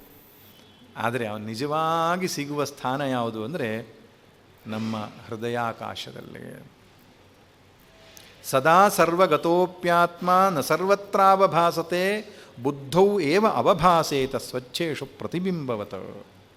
ಎಲ್ಲ ಕಡೆಯಲ್ಲಿಯೂ ಭಗವಂತ ಸರ್ವವ್ಯಾಪಕನಾಗಿದ್ದರೂ ಕೂಡ ಬುದ್ಧಿಯಲ್ಲಿ ಸಾಕ್ಷಿ ರೂಪದಿಂದ ಅವನನ್ನು ಕಂಡುಕೊಳ್ಳಬೇಕು, ಅನ್ಯ ಮಾರ್ಗವಿಲ್ಲ ಎಂಬುದಾಗಿ ಶಂಕರರ ಭಾಷ್ಯದಲ್ಲಿ ಬರೀತಾರೆ. ಆದ್ದರಿಂದ ಯಾವ ಬದಲಾವಣೆಯನ್ನೂ ಹೊಂದದೆ ಇಂದ್ರಿಯ ಮನಸ್ಸು ಬುದ್ಧಿಗಳಿಗಿಂತ ಅತ್ಯಂತ ವಿವಿಕ್ತನಾಗಿ, ಅತ್ಯಂತ ಬೇರೆಯಾಗಿದ್ದುಕೊಂಡು ಸ್ವಯಂ ಪ್ರಕಾಶ ಸ್ವರೂಪನಾಗಿ, ಏಕನಾಗಿ, ಯಾವ ವಿಕಾರವನ್ನು ಹೊಂದದೆ ಇರುವ ಆತ್ಮನ ಆರಪ್ಪ ಅಂದರೆ ಆ ಆತ್ಮನೇ ಸಾಕ್ಷಿ. ಆತ್ಮ ಅಂತ ಹೇಳಿದ್ರು ಒಂದೇ, ಸಾಕ್ಷಿ ಅಂತ ಹೇಳಿದ್ರು ಒಂದೇ. ಒಂದು ನಪುಂಸಕಲಿಂಗ, ಒಂದು ಪುಲ್ಲಿಂಗ, ಒಂದು ಸ್ತ್ರೀಲಿಂಗ. ಲಿಂಗಭೇದದಿಂದ ಶಬ್ದ ಭೇದವೇ ಹೊರತು ಅರ್ಥ ಒಂದೇ.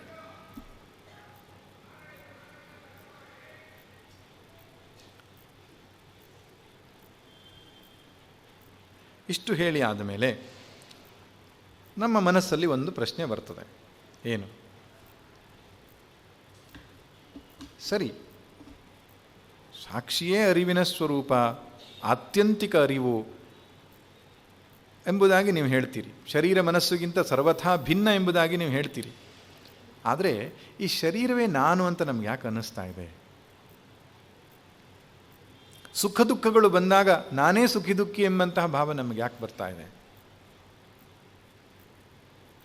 ಇದೊಂದು ಮೆಕ್ಯಾನಿಸಮ್. ಇದನ್ನು ಅರ್ಥ ಮಾಡ್ಕೊಳ್ಬೇಕು. ಇಂದ್ರಿಯ, ಮನಸ್ಸು, ಬುದ್ಧಿಗಳನ್ನೊಳಗೊಂಡ ಈ ಶರೀರದ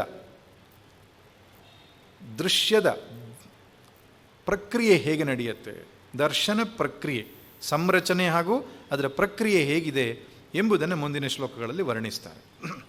ಚಿಚ್ಛಾಯಾವೇಶತೋ ಬುದ್ಧೌ ಭಾನಂ ಧೀಸ್ತು ದ್ವಿಧಾ ಸ್ಥಿತಾ ಏಕಾಹಂಕೃತಿರನ್ಯಾ ಸ್ಯಾತ್ ಅಂತಃಕರಣರೂಪಿಣೀ. ಇಲ್ಲಿ ಸ್ಪಷ್ಟವಾಗಿ ಅರಿಯಬೇಕು, ನಮ್ಮ ಶರೀರದ ಒಳಗೆ ಸೂಕ್ಷ್ಮ ಶರೀರ ಅಂತ ಇದೆ. ಇದು ಸ್ಥೂಲ ಶರೀರ. ಒಳಗಡೆ ಇರುವಂತಹ ಮನಸ್ಸು, ಬುದ್ಧಿ, ಅಂತಃಕರಣವನ್ನು ಸೂಕ್ಷ್ಮ ಶರೀರ ಅಂತ ಹೇಳ್ತಾರೆ. ಇದು ಶರೀರವೇ, ಅದು ಶರೀರವೇ. ಶರೀರ ಎಂಬ ಶಬ್ದ ಎಷ್ಟು ಚೆಂದ ಇದೆ ನೋಡಿ. ನಮ್ಮ ಸಂಸ್ಕೃತದ ಭಾಷೆಯ ಸೌಂದರ್ಯವನ್ನು ನೀವು ಗಮನಿಸಬೇಕು. ಶೀರ್ಯಮಾಣ ಸ್ವಭಾವತ್ವ ಶರೀರಂ, ಶೀರ್ಯತೆ ಇತಿ ಶರೀರಂ.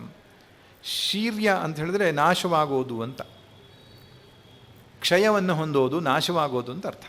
ಶರೀರ ಅಂದರೆ ನಾಶ ಆಗೋದು ಅಂತ ಅರ್ಥ ಅಷ್ಟೇ. ಅದು ಭಸ್ಮಾಂತಗಂ ಶರೀರಂ ಅಲ್ಲ, ಅದು ನೆನಪಿಸೋದಕ್ಕೆ ಭಸ್ಮವನ್ನು ಹಚ್ಚೋದು ನಾವು.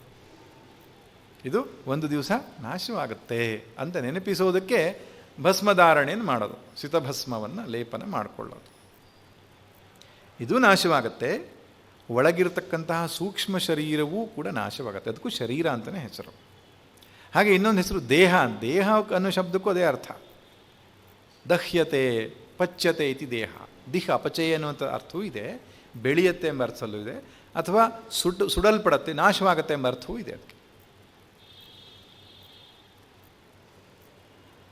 ಇದು ಸ್ಥೂಲ ಪಂಚಭೂತಾತ್ಮಕವಾದಂತಹ ಸ್ಥೂಲ ಶರೀರ. ಮನಸ್ಸು ಬುದ್ಧಿಯೂ ಕೂಡ ಶರೀರವೇ. ನೋಡಿ, ನೀವು ಔಷಧಿಯನ್ನು ಕೊಟ್ಟಾಗ, ಮನಸ್ಸಿಗೆ ಸಂಬಂಧಪಟ್ಟಂತಹ ಔಷಧಿಯನ್ನು ಕೊಟ್ಟಾಗ ಅದು ಹೇಗೆ ವರ್ಕ್ ಆಗುತ್ತೆ? ಅದು ಎರಡೂ ಒಂದೇ ಸಮಾನ ಸ್ವಭಾವದವರಾದ್ರಿಂದ ವರ್ಕ್ ಆಗುತ್ತೆ, ಇಲ್ಲಿ ವರ್ಕ್ ಆಗ್ತಿರಲಿಲ್ಲ. ಅದು ಮನಸ್ಸು ಕೂಡ ಮ್ಯಾಟರೇ, it is also a matter, ಆದರೆ ಸೂಕ್ಷ್ಮ ಮ್ಯಾಟರ್ ಅಷ್ಟೇ. ಇದು ಸ್ಥೂಲವಾದಂತಹ ವಸ್ತುವಿನಿಂದ ಆದದ್ದು, ಅದು ಸೂಕ್ಷ್ಮ ವಸ್ತುವಿಂದ. ಅಪಂಚೀಕೃತ ಪಂಚಭೂತಗಳಿಂದ ಸಾತ್ವಿಕ ಅಂಶದಿಂದ ಉಂಟಾದದ್ದು ಅಂತಃಕರಣ ಅಂತ ಹೇಳ್ತಾರೆ. ಈ ಜಡವಾದಂತಹ ಮನಸ್ಸು ಅರಿಯುವ ಸಾಮರ್ಥ್ಯವನ್ನು ಹೇಗೆ ಪಡೆದುಕೊಳ್ಳುತ್ತು? ಇಲ್ಲಿ ಎರಡು ಸಂಗತಿ ಬರ್ತು. ಜಡವಾದ ಶರೀರಕ್ಕೆ ಅರಿಯುವ, ಅನುಭವಿಸುವ ಸಾಮರ್ಥ್ಯ ಎಲ್ಲಿಂದ ಬಂತು? ಜಡವಾದಂತಹ ಅಂತಃಕರಣಕ್ಕೆ ಅರಿಯುವಂತಹ, ಅನುಭವಿಸುವ ಸಾಮರ್ಥ್ಯ ಎಲ್ಲಿಂದ ಬಂತು ಎನ್ನುವುದನ್ನು ವರ್ಣಿಸಬೇಕಾಗ್ತದೆ. ಅದು ವರ್ಣಿಸಿದರೆ ನಮ್ಗೆ ಸ್ಪಷ್ಟವಾಗಿ ಗೊತ್ತಾಗುತ್ತೆ ಯಾಕೆ ಶರೀರವನ್ನು ನಾನು ಅಂದ್ಕೊಳ್ತೇವೆ ಅಂತ ಗೊತ್ತಾಗುತ್ತೆ. ಅದನ್ನು ಹೇಳ್ತಿದ್ದಾರೆ ಆಚಾರ್ಯರು. ಚಿಚ್ಛಾಯಾವೇಶತೌ. ಚಿತ್ ಛಾಯೆ. ಚಿತ್ ಅಂದರೆ ಯಾವುದು? ಆತ್ಮ. ನೋಡಿ, ಸ್ಪಷ್ಟವಾಗಿ ಗಮನಿಸಬೇಕು. ಚಿತ್ ಬೇರೆ, ಚಿತ್ತ ಬೇರೆ. ಎಷ್ಟೋ ಜನ ಇದ್ರ ಮಧ್ಯೆ ಕನ್ಫ್ಯೂಸ್ ಮಾಡ್ಕೊಳ್ತಾರೆ. ಚಿತ್ತ ಇಸ್ ಎ ಪಾರ್ಟ್ ಆಫ್ ಅಂತಃಕರಣ. ಅಹಂಕಾರ, ಮನಸ್ಸು, ಬುದ್ಧಿ, ಚಿತ್ತ. ಚಿತ್ತ ಮನಸ್ಸಿನ ಒಂದು ಭಾಗವೇ. ಚಿತ್ ಅರ್ಧಾಕ್ಷರ ಇದೆ ಅಲ್ಲಿ. ಚಿತ್ ಅಂದರೆ ಚೈತನ್ಯ, ಪ್ಯೂರ್ ಕಾನ್ಷಿಯಸ್ನೆಸ್ ಇಂಗ್ಲೀಷ್ನಲ್ಲಿ ಹೇಳೋದಾದ್ರೆ. ಶುದ್ಧ ಚೈತನ್ಯ, ಸಂವಿನ್ಮಾತ್ರ ಸ್ವರೂಪ, ಪ್ರಜ್ಞಪ್ತಿ ಮಾತ್ರ ಸ್ವರೂಪ, ಸಾಕ್ಷಿ. ಇನ್ನೊಂದು ಶಬ್ದದಲ್ಲಿ ಹೇಳೋದ್ರೆ awareness, only awareness, that is called chit. ಆ ಚಿತ್ತಿನ ಛಾಯೆ ಅನ್ನುವಂಥದ್ದು ಅಂತಃಕರಣದಲ್ಲಿ ಪ್ರವೇಶ ಆಗ್ತದೆ. ಅದಕ್ಕೆ ಇನ್ನೊಂದು ಹೆಸರಿದೆ, ಚಿದ್ ಆಭಾಸ ಅಂತ. ವೇದಾಂತದಲ್ಲಿ ಬಹಳ ಮುಖ್ಯವಾದ ವಿಷಯ ಇದು. ಇದು ಅರ್ಥವಾಗದಿದ್ದರೆ ಅಧ್ಯಾಸ ಅರ್ಥ ಆಗಲ್ಲ. ಆಮೇಲೆ ಆತ್ಮಾನಾತ್ಮವನ್ನು ಬಿಡಿಸಿಕೊಳ್ಳುವ ಪ್ರಕ್ರಿಯೆ ನಮ್ಗೆ ಅರ್ಥ ಆಗಲ್ಲ. ಆ ಚೈತನ್ಯದ ಆಭಾಸ ಅನ್ನೋದು ಅಂತಃಕರಣದಲ್ಲಿ ಮೂಡುತ್ತದೆ. ದೃಷ್ಟಾಂತ ಕೊಡಿ, ನಮಗೆ ಅರ್ಥ ಆಗತ್ತೆ ಅಂತ ಹೇಳ್ತಾರೆ ಕೆಲವರು. ಪ್ರಸಿದ್ಧ ದೃಷ್ಟಾಂತ ಏನಪ್ಪ ಅಂದರೆ ಹುಣ್ಣಿಮೆಯ ರಾತ್ರಿ. ಹುಣ್ಣಿಮೆಯ ರಾತ್ರಿ, ಸೂರ್ಯನಿಲ್ಲದಿದ್ದ ಆ ರಾತ್ರಿಯಲ್ಲಿ ಅದೆಷ್ಟೊಂದು ವಸ್ತುಗಳನ್ನು ಕಾಣ್ತೇವೆ ನಾವು. ಎಲ್ಲಿಂದ ಬಂತು? ಚಂದ್ರನಿಂದ ಬಂತು ಬೆಳಕು. ಚಂದ್ರನಿಂದ ಬೆಳಕು ಬಂತು, ಹೌದು. ಚಂದ್ರನು ಸ್ವಯಂ ಪ್ರಕಾಶ ಸ್ವರೂಪನ ಅಲ್ಲ, ಅವನಿಗೆ ಸ್ವತಃ ಪ್ರಕಾಶ ಇಲ್ಲ. ಹಾಗಾದರೆ ಎಲ್ಲಿಂದ ಚಂದ್ರನಿಗೆ ಬೆಳಕು ಬಂತು? ಸೂರ್ಯನಿಂದ ಬಂತು. ಸೂರ್ಯನ ಬೆಳಕು ಚಂದ್ರನ ಏನು ಆಭಾಸ, ಚಂದ್ರನಲ್ಲಿ ಆಭಾಸವನ್ನು ಉಂಟು ಮಾಡಿದೆ, ಅಥವಾ ಚಂದ್ರನಲ್ಲಿ ಛಾಯೆಯನ್ನು ಉಂಟು ಮಾಡಿದೆ. ಆ ಚಂದ್ರನ ಛಾಯೆ ಎನ್ನುವಂಥದ್ದು ಭೂಮಿಯನ್ನು ಬೆಳಗ್ತಾ ಇದೆ. ಸೂರ್ಯ, ಚಂದ್ರ, ಭೂಮಿ. ಹಾಗೆ ಸೂರ್ಯಸ್ಥಾನೀಯವಾದದ್ದು ನಮ್ಮ ಕಾನ್ಷಿಯಸ್ ಆತ್ಮ. ಸೂರ್ಯ ಆತ್ಮ ಜಗತಸ್ತಸ್ತುಷಶ್ಚ ವೇದದಲ್ಲೇ ಬರ್ತದೆ. ಸೂರ್ಯನು ಆತ್ಮ ಎಂಬುದಾಗಿ ಕರೆದಿದ್ದಾನೆ. ಚಂದ್ರ ಮನಸ್ಸು. ದೃಷ್ಟಾಂತದಲ್ಲಿ ನಾನು ಹೇಳ್ತಿರೋದು. ಚಂದ್ರನಿಗೂ ಮನಸ್ಸಿಗೂ ಹೋಲಿಕೆ ಇದೆ ತಾನೆ. ಚಂದ್ರಮ ಮನಸೋ ಜಾತಃ. ಈ ದೇಹ ಅನ್ನುವಂಥದ್ದು ಭೂಮಿ ಇದ್ದ ಹಾಗೆ, ಅಥವಾ ಪ್ರಪಂಚ ಎಲ್ಲವೂ ಸೇರಿಸ್ಕೊಳ್ಳಿ. ಈಗ ಮನಸ್ಸು ಅರಿಯುವ ಶಕ್ತಿ ಹೇಗೆ ಪಡ್ಕೊಳ್ತಪ್ಪ ಅಂದರೆ, ಚಂದ್ರಸ್ಥಾನೀಯವಾದ ಮನಸ್ಸು ಆ ಸೂರ್ಯನೆಂಬ ಆ ಚೈತನ್ಯ ವಸ್ತು, ಬಿಂಬ ಚೈತನ್ಯ ಅಂತ ಕರೀತಾರೆ, ಅದರಿಂದ ಪ್ರತಿಬಿಂಬವನ್ನು ಎರವಲಾಗಿ ಪಡೆಯಿತು. ಪ್ರತಿಬಿಂಬ ಎಂಬುದಾಗಿ ಕರೀತಾರೆ, ಆಭಾಸ ಎಂಬುದಾಗಿ ಕರೀತಾರೆ, ಛಾಯಾ ಎಂಬುದಾಗಿ ಕರೀತಾರೆ. ಇಲ್ಲಿ ಚಿತ್ ಛಾಯಾ ಅಂತ ಹೇಳಿದ್ರು. ಆ ಚೈತನ್ಯ ಅರಿವಿನ ಆಭಾಸವನ್ನು ಎರವಲಾಗಿ ಮನಸ್ಸು ಪಡೆದುಕೊಂಡದ್ದರಿಂದ ಮನಸ್ಸಿಗೆ ಅರಿಯುವ ಶಕ್ತಿ ಬಂತು. ಅದಕ್ಕೆ ವಿದ್ಯಾರಣ್ಯರೇ ಒಂದು ದೃಷ್ಟಾಂತ ಕೊಡ್ತಾರೆ, ಪ್ರಸಿದ್ಧವಾದ ದೃಷ್ಟಾಂತ. ತಪ್ತ ಅಯಃಪಿಂಡವತ್. ಅಯಃಪಿಂಡ ಅಂತ ಹೇಳಿದರೆ ಕಬ್ಬಿಣದ ಗುಂಡು. ಅಯಸ್ಕಾಂತ ಅಂತ ಒಂದು ಶಬ್ದ ಇದೆಯಲ್ಲ, ಅಯಸ್ಕಾಂತ. ಕಬ್ಬಿಣವನ್ನು ಆಕರ್ಷಿಸುವ ವಸ್ತುವಿಗೆ ಅಯಸ್ಕಾಂತ. ಅಯಸ್ ಅಂದರೆ ಕಬ್ಬಿಣ ಅಂತ ಸಂಸ್ಕೃತದಲ್ಲಿ. ಅಯಃಪಿಂಡ ಅಂದರೆ ಕಬ್ಬಿಣದ ಗುಂಡು. ತಪ್ತಾಯಃಪಿಂಡ ಅಂದರೆ ಕಾದ ಕಬ್ಬಿಣದ ಗುಂಡು. ಅದು ಹೆಂಗೆ ಉಂಟಾಯಿತು? ಬೆಂಕಿಯ ಸನಿಹದಲ್ಲಿ ಕಬ್ಬಿಣದ ಗುಂಡನ್ನು ನೀವು ಇಟ್ಟಾಗ ಸ್ವಲ್ಪ ಕಾಲ ಬಿಟ್ಟರೆ ಆ ಕಪ್ಪಾದ ತಣ್ಣಗಿರುವ ಜಡವಾದ ಕಬ್ಬಿಣದ ಗುಂಡಿಗೆ ಸುಡುವ ಬೆಳಗುವ ಸಾಮರ್ಥ್ಯ ಬಂತು ಅಲ್ಲ. ಚೆನ್ನಾಗಿ ಕಾದ ಕಬ್ಬಿಣದ ಗುಂಡನ್ನು ಕತ್ತಲೆ ಕೋಣೆಯಲ್ಲಿ ಹಾಕಿದರೆ ಅದರಿಂದ ಬೆಳಕು ಬರ್ತದೆ, ಬೆಳಕು ಬರ್ತದೆ, ಶಾಖನೂ ಬರ್ತದೆ. ಅದರ ಸ್ವಭಾವ ಹೇಗೆ? ತಣ್ಣಗಿರೋದು. ಕಬ್ಬಿಣದ ಗುಂಡು ತಣ್ಣಗಿರುತ್ತಲ್ಲ. ಮತ್ತು ಪ್ರಕಾಶ ಒಂಚೂರು ಇಲ್ಲ, ಕಪ್ಪಗಿದೆ, ಪ್ರಕಾಶ ಇಲ್ಲ. ಅದರಲ್ಲಿ ಪ್ರಕಾಶವೂ ಬಂತು, ಶಾಖವೂ ಬಂತು. ಹೇಗೆ? ಆ ಬೆಂಕಿಯ ಸನಿಹದಲ್ಲಿ ದೀರ್ಘಕಾಲವಿದ್ದದ್ದರ ಪರಿಣಾಮವಾಗಿ ಅದರ ಛಾಯೆಯನ್ನು ತಾನು ಪಡೆದುಕೊಳ್ತು, ಅಥವಾ ಅದರ ಆಭಾಸವನ್ನು ತಾನು ಪಡೆದುಕೊಳ್ತು. ಎರಡೂ ಶಬ್ದ ನೆನಪಿರಬೇಕು. ಆಭಾಸವಾಗಲಿ ಛಾಯೆ ಆಗಲಿ ಹೇಳಿ, ತೊಂದರೆ ಇಲ್ಲ. ಸ್ವತಂತ್ರವಾಗಿ ಅದಕ್ಕೆ ಅರಿಯುವ ಸುಡುವ ಶಕ್ತಿ ಇಲ್ಲ. ಬೆಂಕಿಯ ಸಾಮೀಪ್ಯದಿಂದ ತಾನು ಆ ಶಕ್ತಿಯನ್ನು ಹೇಗೆ ಪಡೆದುಕೊಂಡಿತೋ ಹಾಗೆ ಅಂತಃಕರಣ ಅನ್ನುವಂಥದ್ದು ಅಪಂಚೀಕೃತ ಮಹಾಭೂತಗಳ ಸಾತ್ವಿಕಾಂಶದಿಂದ ಉಂಟಾದ ಅಂತಃಕರಣದಲ್ಲಿ ಆತ್ಮನ ಆಭಾಸ ಮೂಡುತ್ತೆ. ಅದನ್ನು ಹೇಳ್ತಾರೆ, ಚಿಚ್ಛಾಯಾವೇಶತೋ ಬುದ್ಧೌ. ಬುದ್ಧಿಯಲ್ಲಿ ಚಿತ್ತಿನ ಛಾಯೆ ಆವೇಶ ಆಗ್ತದೆ, ಪ್ರವೇಶ ಆಗ್ತದೆ ಅಂತ. ಪ್ರವೇಶ ಶ್ರುತಿ ಅಂತಿದೆ ವೇದದಲ್ಲಿ. ಅವನು ಪರಮಾತ್ಮನು ಪ್ರವೇಶ ಮಾಡ್ತಾನೆ ಅಂತ. ಜೀವದೊಳಗೆ ಪ್ರವೇಶ ಹೇಗೆ ಪರಮಾತ್ಮ ಪ್ರವೇಶ ಮಾಡೋದು? ಇದೆ ಆಭಾಸ ಪ್ರಧಾನ ಮಾತ್ರೇಣ ಪ್ರವೇಶ. ಮನಸ್ಸಿಗೆ ಅರಿಯುವ ಶಕ್ತಿಯನ್ನು ಕೊಡುವುದರಿಂದ ಭಗವಂತ ದೇಹದೊಳಗೆ ಪ್ರವೇಶ ಮಾಡೋದು. ಬಹಳ ಮುಖ್ಯವಾದ ವಿಷಯ ಇವೆಲ್ಲ. ಹೀಗೆ ಬುದ್ಧಿಯಲ್ಲಿ ಪರಮಾತ್ಮನ ಚೈತನ್ಯ ಅನ್ನುವಂಥದ್ದು ಪ್ರವೇಶವಾದಾಗ ಆ ಬುದ್ಧಿಯಲ್ಲಿ ಎರಡು ಭಾಗವನ್ನು ಮಾಡ್ತಾರೆ ಅವರು. ಧೀಸ್ತು ದ್ವಿಧಾ ಸ್ಥಿತ. ಬುದ್ಧಿ ಅಥವಾ ಅಂತಃಕರಣ, ಇಲ್ಲಿ ಕನ್ಫ್ಯೂಸ್ ಮಾಡ್ಕೊಳ್ಬೇಡಿ. ಬುದ್ಧಿ ಅಂದರೆ ಡಿಸಿಷನ್ ಮೇಕರ್ ಅಂತ ಅಲ್ಲ. ಬುದ್ಧಿ ಅಂದರೆ ಇಲ್ಲಿ ಅಂತಃಕರಣ. ಆ ಸೂಕ್ಷ್ಮ ಶರೀರದ ಸ್ಟಫ್ ಏನಿದೆ ಅದನ್ನೇ ಇಲ್ಲಿ ಬುದ್ಧಿ ಅಂತ ಕರೀತಿದ್ದಾರೆ, ಒಮ್ಮೆ ಮನ ಅಂತ ಕರೀತಾರೆ, ಒಮ್ಮೆ ಅಂತಃಕರಣ ಅಂತ ಕರೀತಾರೆ. ಅಲ್ಲಿ ಕನ್ಫ್ಯೂಸ್ ಮಾಡ್ಕೊಳ್ಬಾರ್ದು. ಅದನ್ನು ಯಾವ ಕಾಂಟೆಕ್ಸ್ಟಲ್ಲಿ ಹೇಗೆ ಹೇಳಿ. ಇಲ್ಲಿ ಬುದ್ಧಿ ಅನ್ನೋ ಶಬ್ದಕ್ಕೆ ಅರ್ಥ ಅಂತಃಕರಣ ಅಂತ ಅರ್ಥ ಅಷ್ಟೇ, ಡಿಸಿಷನ್ ಮೇಕರ್ ಅಂತ ಅರ್ಥ ಅಲ್ಲ. ಈ ಅಂತಃಕರಣ ಅನ್ನೋದು ಎರಡು ಭಾಗ ಆಗತ್ತೆ ಅಂತ ಹೇಳ್ತಾರೆ. ಒಂದು ಏಕಾಹಂಕೃತಿ ಸ್ಯಾತ್ ಅನ್ಯಾತ್ ಅಂತಃಕರಣ ರೂಪಿಣಿ. ಒಂದು ಅಹಂಕೃತಿ ಅನ್ಯಾ ಸ್ಯಾತ್ ಅಂತಃಕರಣ, ಇನ್ನೊಂದು ಅಂತಃಕರಣ ರೂಪಿಣಿ. ಅಂದರೆ ವೃತ್ತಿ ಭಾಗ ಮತ್ತೊಂದು ದ್ರವ್ಯ ಭಾಗ ಅಂತ ಎರಡು ಭಾಗ ಆಗುತ್ತೆ. ಅಹಂಕಾರದ ಭಾಗ, ವೃತ್ತಿ ಭಾಗ ಅಂತ ಎರಡು ಭಾಗ ಆಗ್ತದೆ. ಅದಕ್ಕೆ ದೃಷ್ಟಾಂತ ಕೊಟ್ಟರೆ ಅರ್ಥ ಆಗುತ್ತೆ ನೋಡಿ. ಈಗ ಒಂದು ಕೆರೆ ಇದೆ, ಕೆರೆಯ ಮೇಲ್ಭಾಗದಲ್ಲಿ ಅಲೆಗಳು ಉಂಟಾಗಿದೆ ಅಲ್ವಾ. ಆ ಕೆರೆಯ ಬುಡದ ಭಾಗ ಏನಿದೆಯೋ ಅದು ಅಹಂಕಾರದ ಭಾಗ ಇದ್ದ ಹಾಗೆ, ಅಲ್ಲಿ ಉಂಟಾಗುವ ವೃತ್ತಿ ಅನ್ನುವಂಥದ್ದು ಅಂತಃಕರಣದ ಭಾಗ ಇದ್ದ ಹಾಗೆ. ಆದ್ದರಿಂದ ಈ ಎರಡೂ ಭಾಗಗಳಲ್ಲಿ ಆತ್ಮನ ಛಾಯೆ ಎನ್ನುವಂಥದ್ದು ಪ್ರವೇಶ ಆಗ್ತದೆ, ಆವೇಶ ಆಗ್ತದೆ. ಅಂತಃಕರಣ ಅಹಂಕಾರದ ಭಾಗ ಅಂತ ಏನು ಕರೆದಿರಲ್ಲ, ಅಂತಃಕರಣದ ಮುಖ್ಯವಾದ ದ್ರವ್ಯದ ಭಾಗ ಏನಿದೆ ಅದು ಒಳಗಡೆಗೆ ಇದ್ದುಕೊಂಡು ಇಂದ್ರಿಯಗಳ ಮೂಲಕ ಆ ಮನಸ್ಸು ಅನ್ನುವಂಥದ್ದು ಹೊರಗಡೆಗೆ ಪ್ರವೇಶ ಮಾಡುತ್ತೆ, ಹೊರಗೆ ಹೋಗುತ್ತೆ. ಹೊರಗೆ ಹೋಗಿ ಆ ವಸ್ತುವನ್ನು ಆವರಿಸಿಕೊಂಡು ವಸ್ತುವಿನ ಆಕಾರವನ್ನು ತಾಳುತ್ತೆ. ಆ ವಸ್ತುವಿನ ಆಕಾರವನ್ನು ವೃತ್ತಿ ತಾಳಿದಾಗ ಆಭಾಸ ಪ್ರವೇಶವಾಗಿರುವಂಥ ಅಹಂಕಾರವು ಅದನ್ನು ಅರಿಯುತ್ತೆ. ಆಗ ನಾನು ಈ ವಸ್ತುವನ್ನು ಅರಿತೆ ಎಂಬ ಜ್ಞಾನ ನಮಗೆ ಉಂಟಾಗ್ತದೆ. ಅದರಿಂದ ಇದರಲ್ಲಿ ಎರಡು ಭಾಗ ಹೇಳಿದ್ರಲ್ಲ, ಅದು ಮನಸ್ಸಲ್ಲಿ ಇಟ್ಕೊಳ್ಬೇಕು. ಉದಾಹರಣೆಗೆ ಕೊಡಬೇಕು, ಒಂದು ಟಾರ್ಚ್ ನಾವು ಬಿಟ್ಟಾಗ ಒಂದು ಪೋರ್ಷನ್ ಆಫ್ ದ ಲೈಟ್ ಬೆಳಕು ಟಾರ್ಚಲ್ಲೇ ಇರ್ತದೆ, ಇನ್ನೊಂದು ಪೋರ್ಷನ್ ಹೊರಗಡೆ ಹೋಗ್ತದೆ. ಹಾಗೆ ನಮ್ಮ ಸಂಪ್ರದಾಯದಲ್ಲಿ ಜ್ಞಾನ ನಮಗೆ ಹೇಗಾಗ್ತದೆ ಅಂತ ಹೇಗೆ ಹೇಳಿದ್ದಾರೆ ಹಿರಿಯರು ಅಂದರೆ, ಆ ವಸ್ತುವಿನ ನಮ್ಮ ಕಣ್ಣ ಮೇಲೆ ಬೀಳೋದು ಅಂತ ಹೇಳಲ್ಲ ಅವರು.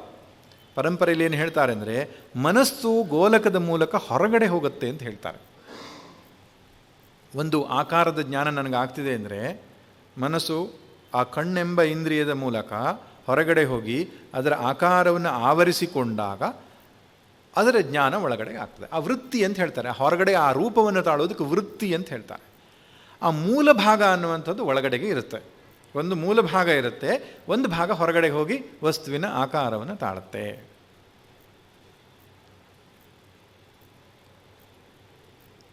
ಆ ರೀತಿಯಾಗಿ ನಮಗೆ ಜ್ಞಾನ ಆಗ್ತಿದೆ. ಈಗ ನೋಡಿ, ಇನ್ನು ಸ್ವಲ್ಪ ಮುಂದಕ್ಕೆ ಬರೋಣ. ಛಾಯಾಹಂಕೃತಿಯೋರೈಕ್ಯಂ ತಪ್ತಾಯ ಪಿಂಡವನ್ಮತಂ ತದಹಂಕಾರತಾದಾತ್ಮ್ಯ ದೇಹಶ್ಚೇತನ ತಾಮಗಾತ್. ಅವರು ಹೇಳ್ತಾರೆ, ಅಹಂಕಾರ ಮತ್ತು ಚಿಚ್ಛಾಯೆ ಅಥವಾ ಚಿದಾಭಾಸ, ಅದರಿಂದಾಗಿ ಅರಿಯುವ ಶಕ್ತಿ ಅಂತಃಕರಣಕ್ಕೆ ಹೇಗೆ ಬಂತೋ ಶರೀರಕ್ಕೂ ಹಾಗೇ ಬಂತು. ಹೇಗೆಂದರೆ, ಈ ಅಹಂಕಾರ ಅನ್ನೋದು ಶರೀರದಲ್ಲೆಲ್ಲ ವ್ಯಾಪಿಸಿಕೊಂಡಿದೆ. ಅಥವಾ ವೃತ್ತಿರೂಪ, ಅಂತಃಕರಣದ ವೃತ್ತಿರೂಪ ಏನಿದೆ ಶರೀರದಲ್ಲೆಲ್ಲ ವ್ಯಾಪಿಸಿಕೊಂಡಿರುವುದರಿಂದ ಶರೀರಕ್ಕೂ ಚೇತನತ್ವ ಬಂತು, ಜಡವಾದ ಶರೀರಕ್ಕೂ ಅಂತ. ಚರ್ಮ ಅನ್ನುವಂಥದ್ದು ಒಂದು ಇಂದ್ರಿಯ ಅಲ್ವಾ? ಆ ಚರ್ಮ ಎನ್ನುವ ಇಂದ್ರಿಯ ಇಡೀ ಶರೀರ ತುಂಬೆಲ್ಲ ವ್ಯಾಪಿಸಿದೆ. ಅಂತಃಕರಣ ಅನ್ನುವಂಥದ್ದು ನಾಡಿಗಳ ಮೂಲಕವಾಗಿ ಶರೀರದ ತುಂಬೆಲ್ಲ ವ್ಯಾಪಿಸಿರೋದ್ರಿಂದ ಶರೀರವೂ ಕೂಡ ನಮಗೆ ಅರಿವನ್ನು ಉಂಟು ಮಾಡುವ ಹಾಗೆ ಕಾಣಿಸ್ತದೆ. ಏನೋ ಚುಚ್ಚಿದಾಗ ನಮ್ಗೆ ಅರಿವಾಗ್ತದಲ್ಲ, ಅಲ್ರಿ ಅದು ಜಡ ಅಂತ ಹೇಳ್ತೀರಲ್ಲ ನೀವು, ಪಂಚಭೂತಾತ್ಮಕ ಅಂತ ಹೇಳ್ತೀರಲ್ಲ, ಅದು ಹೇಗೆ ಎಲ್ಲೆಲ್ಲಿ ಈ ಚಿದಾಭಾಸ ಆವರಿಸಿಕೊಂಡಿದೆಯೋ ಅಲ್ಲೆಲ್ಲ ಅರಿವು ನಮಗೆ ಉಂಟಾಗ್ತದೆ. ಈ ಉದಾಹರಣೆಗೆ ತಲೆ ಕೂದಲು ಕಟ್ ಮಾಡಿದ್ರೆ ಯಾರೂ ಕೂಗಿಲ್ಲ ಇದುವರೆಗೂ ಕೂಡ. ಯಾಕೆ? ಅಲ್ಲಿ ಚಿದಾಭಾಸದ ಆವೇಶ ಆಗಿಲ್ಲ. ಎಲುಬಿನ ಭಾಗದಲ್ಲಿ ನಮಗೆ ನೋವು ಉಂಟಾಗಲ್ಲ, ಅಲ್ಲಿ ಚಿದಾಭಾಸದ ಪ್ರವೇಶ ಆಗಲಿಲ್ಲ. ಅಂದರೆ ಅಂತಃಕರಣ ಚಿದಾಭಾಸ ಅಂದರೆ ಅಂತಃಕರಣ ಸಂಯುಕ್ತವಾದ ಚಿದಾಭಾಸ ಶರೀರದ ತುಂಬೆಲ್ಲ ಎಲ್ಲೆಲ್ಲಿ ವ್ಯಾಪಿಸಿದೆಯೋ ಅಲ್ಲೆಲ್ಲ ಕಡೆ ಕೂಡ ನಮಗೆ ಅರಿವಿನ ಭಾವ ಉಂಟಾಗ್ತದೆ. ಆದ್ದರಿಂದ ಜಡವಾದಂತಹ ಈ ಶರೀರ ಅನುಭವವನ್ನು ಹೊಂದುವುದಕ್ಕೆ ಕಾರಣವಾದದ್ದೇನಪ್ಪ ಅಂದರೆ, ಒಳಗಿರುವ ಮನಸ್ಸಿನಲ್ಲಿ ಉಂಟಾದ ಚಿತ್ತಿನ ಛಾಯೆ ಅದರ ವೃತ್ತಿಯ ಅಂಶ ಅನ್ನುವಂಥದ್ದು ಶರೀರದಲ್ಲೆಲ್ಲ ವ್ಯಾಪಿಸಿಕೊಂಡು ಶರೀರಕ್ಕೂ ಕೂಡ ಚೇತನತ್ವವನ್ನು ತಂದು ಕೊಡ್ತೋ ಅಂತ ಹೇಳಿದರು. ಆದ್ದರಿಂದ ನಮಗೆ ಯಾಕೆ ನಾನು ಶರೀರ ಅಂತ ಅನ್ನಿಸ್ತಾ ಇದೆ ಅಂದರೆ, ಆ ಅಂತಃಕರಣ ಶರೀರದ ತುಂಬೆಲ್ಲ ತುಂಬಿರೋದ್ರಿಂದ. ಆ ಅಂತಃಕರಣದಲ್ಲಿಯೂ ನಾನೆಂಬ ಭಾವ ಯಾಕೆಂದರೆ ಅಲ್ಲಿ ಚಿತ್ತಿನ ಛಾಯೆ ಪ್ರವೇಶ ಆಗಿರೋದ್ರಿಂದ. ಆ ಆತ್ಮನ ಏನು ಹೇಳ್ತಾರೆ ಅದಕ್ಕೆ, ಆಭಾಸ ಮನಸ್ಸಿನಲ್ಲಿ ಪ್ರವೇಶವಾಗಿರುವುದರಿಂದ, ಆ ಮನಸ್ಸಿನ ವೃತ್ತಿಯ ಭಾಗ ಅನ್ನೋದು ಶರೀರದೆಲ್ಲ ವ್ಯಾಪಿಸಿಕೊಂಡಿರೋದ್ರಿಂದ ಶರೀರವೂ ನಾನು ಅಂತ ಅನಿಸುತ್ತೆ, ಅಂತಃಕರಣವೂ ನಾನು ಅಂತ ಅನಿಸುತ್ತೆ, ಇಂದ್ರಿಯವೂ ನಾನು ಅಂತ ಅನಿಸುತ್ತೆ. ಅದರ ಒಂದು ವಿಷಯ ನೋಡಿ, ಇಂಟ್ರೆಸ್ಟಿಂಗ್ ಪಾಯಿಂಟ್ ಏನಂದರೆ, ಒಬ್ಬ ವ್ಯಕ್ತಿ ಸತ್ತಾಗ ಈ ಅಂತಃಕರಣ ಭಾಗ ಅನ್ನೋದು ಹೊರಟು ಹೋಗ್ತದೆ ಅಲ್ಲ. ಪಂಚಭೂತಾತ್ಮಕವಾದ ಶರೀರದ ಭಾಗ ಅಲ್ಲೇ ಬಿದ್ದಿರುತ್ತೆ, ಅಂತಃಕರಣದ ಭಾಗ ಹೊರಟು ಹೋಗ್ತದೆ. ಆವಾಗ ಅವನಲ್ಲಿ ಚೇತನತ್ವ ಇಲ್ಲ. ಸುಟ್ಟರು ಗೊತ್ತಾಗಲ್ಲ ಅವನಿಗಲ್ಲ. ಜೀವಂತ ಇರುವಾಗೆಲ್ಲ ಸುಡ್ಲಿಕ್ಕೆ ಹೋಗಿ ಬಿಡ್ತಾನೆ ಅವನು? ಇಲ್ಲ ಅಲ್ರಿ. ಆಗಿದ್ದದ್ದು ಅದೇ, ಈಗಿದ್ದದ್ದು ಅದೇ. ವ್ಯತ್ಯಾಸ ಏನು ಅಂದರೆ, ಒಳಗಿರುವ ಅಂತಃಕರಣ ಅಂದರೆ ಚೈತನ್ಯದ ಆಭಾಸವನ್ನು ಒಳಗೊಂಡಂತಹ ಅಂತಃಕರಣ ಸತ್ತ ಮೇಲೆ ಇರಲ್ಲ, ಅದು ಬಿಟ್ಟು ಹೋಗ್ತದೆ.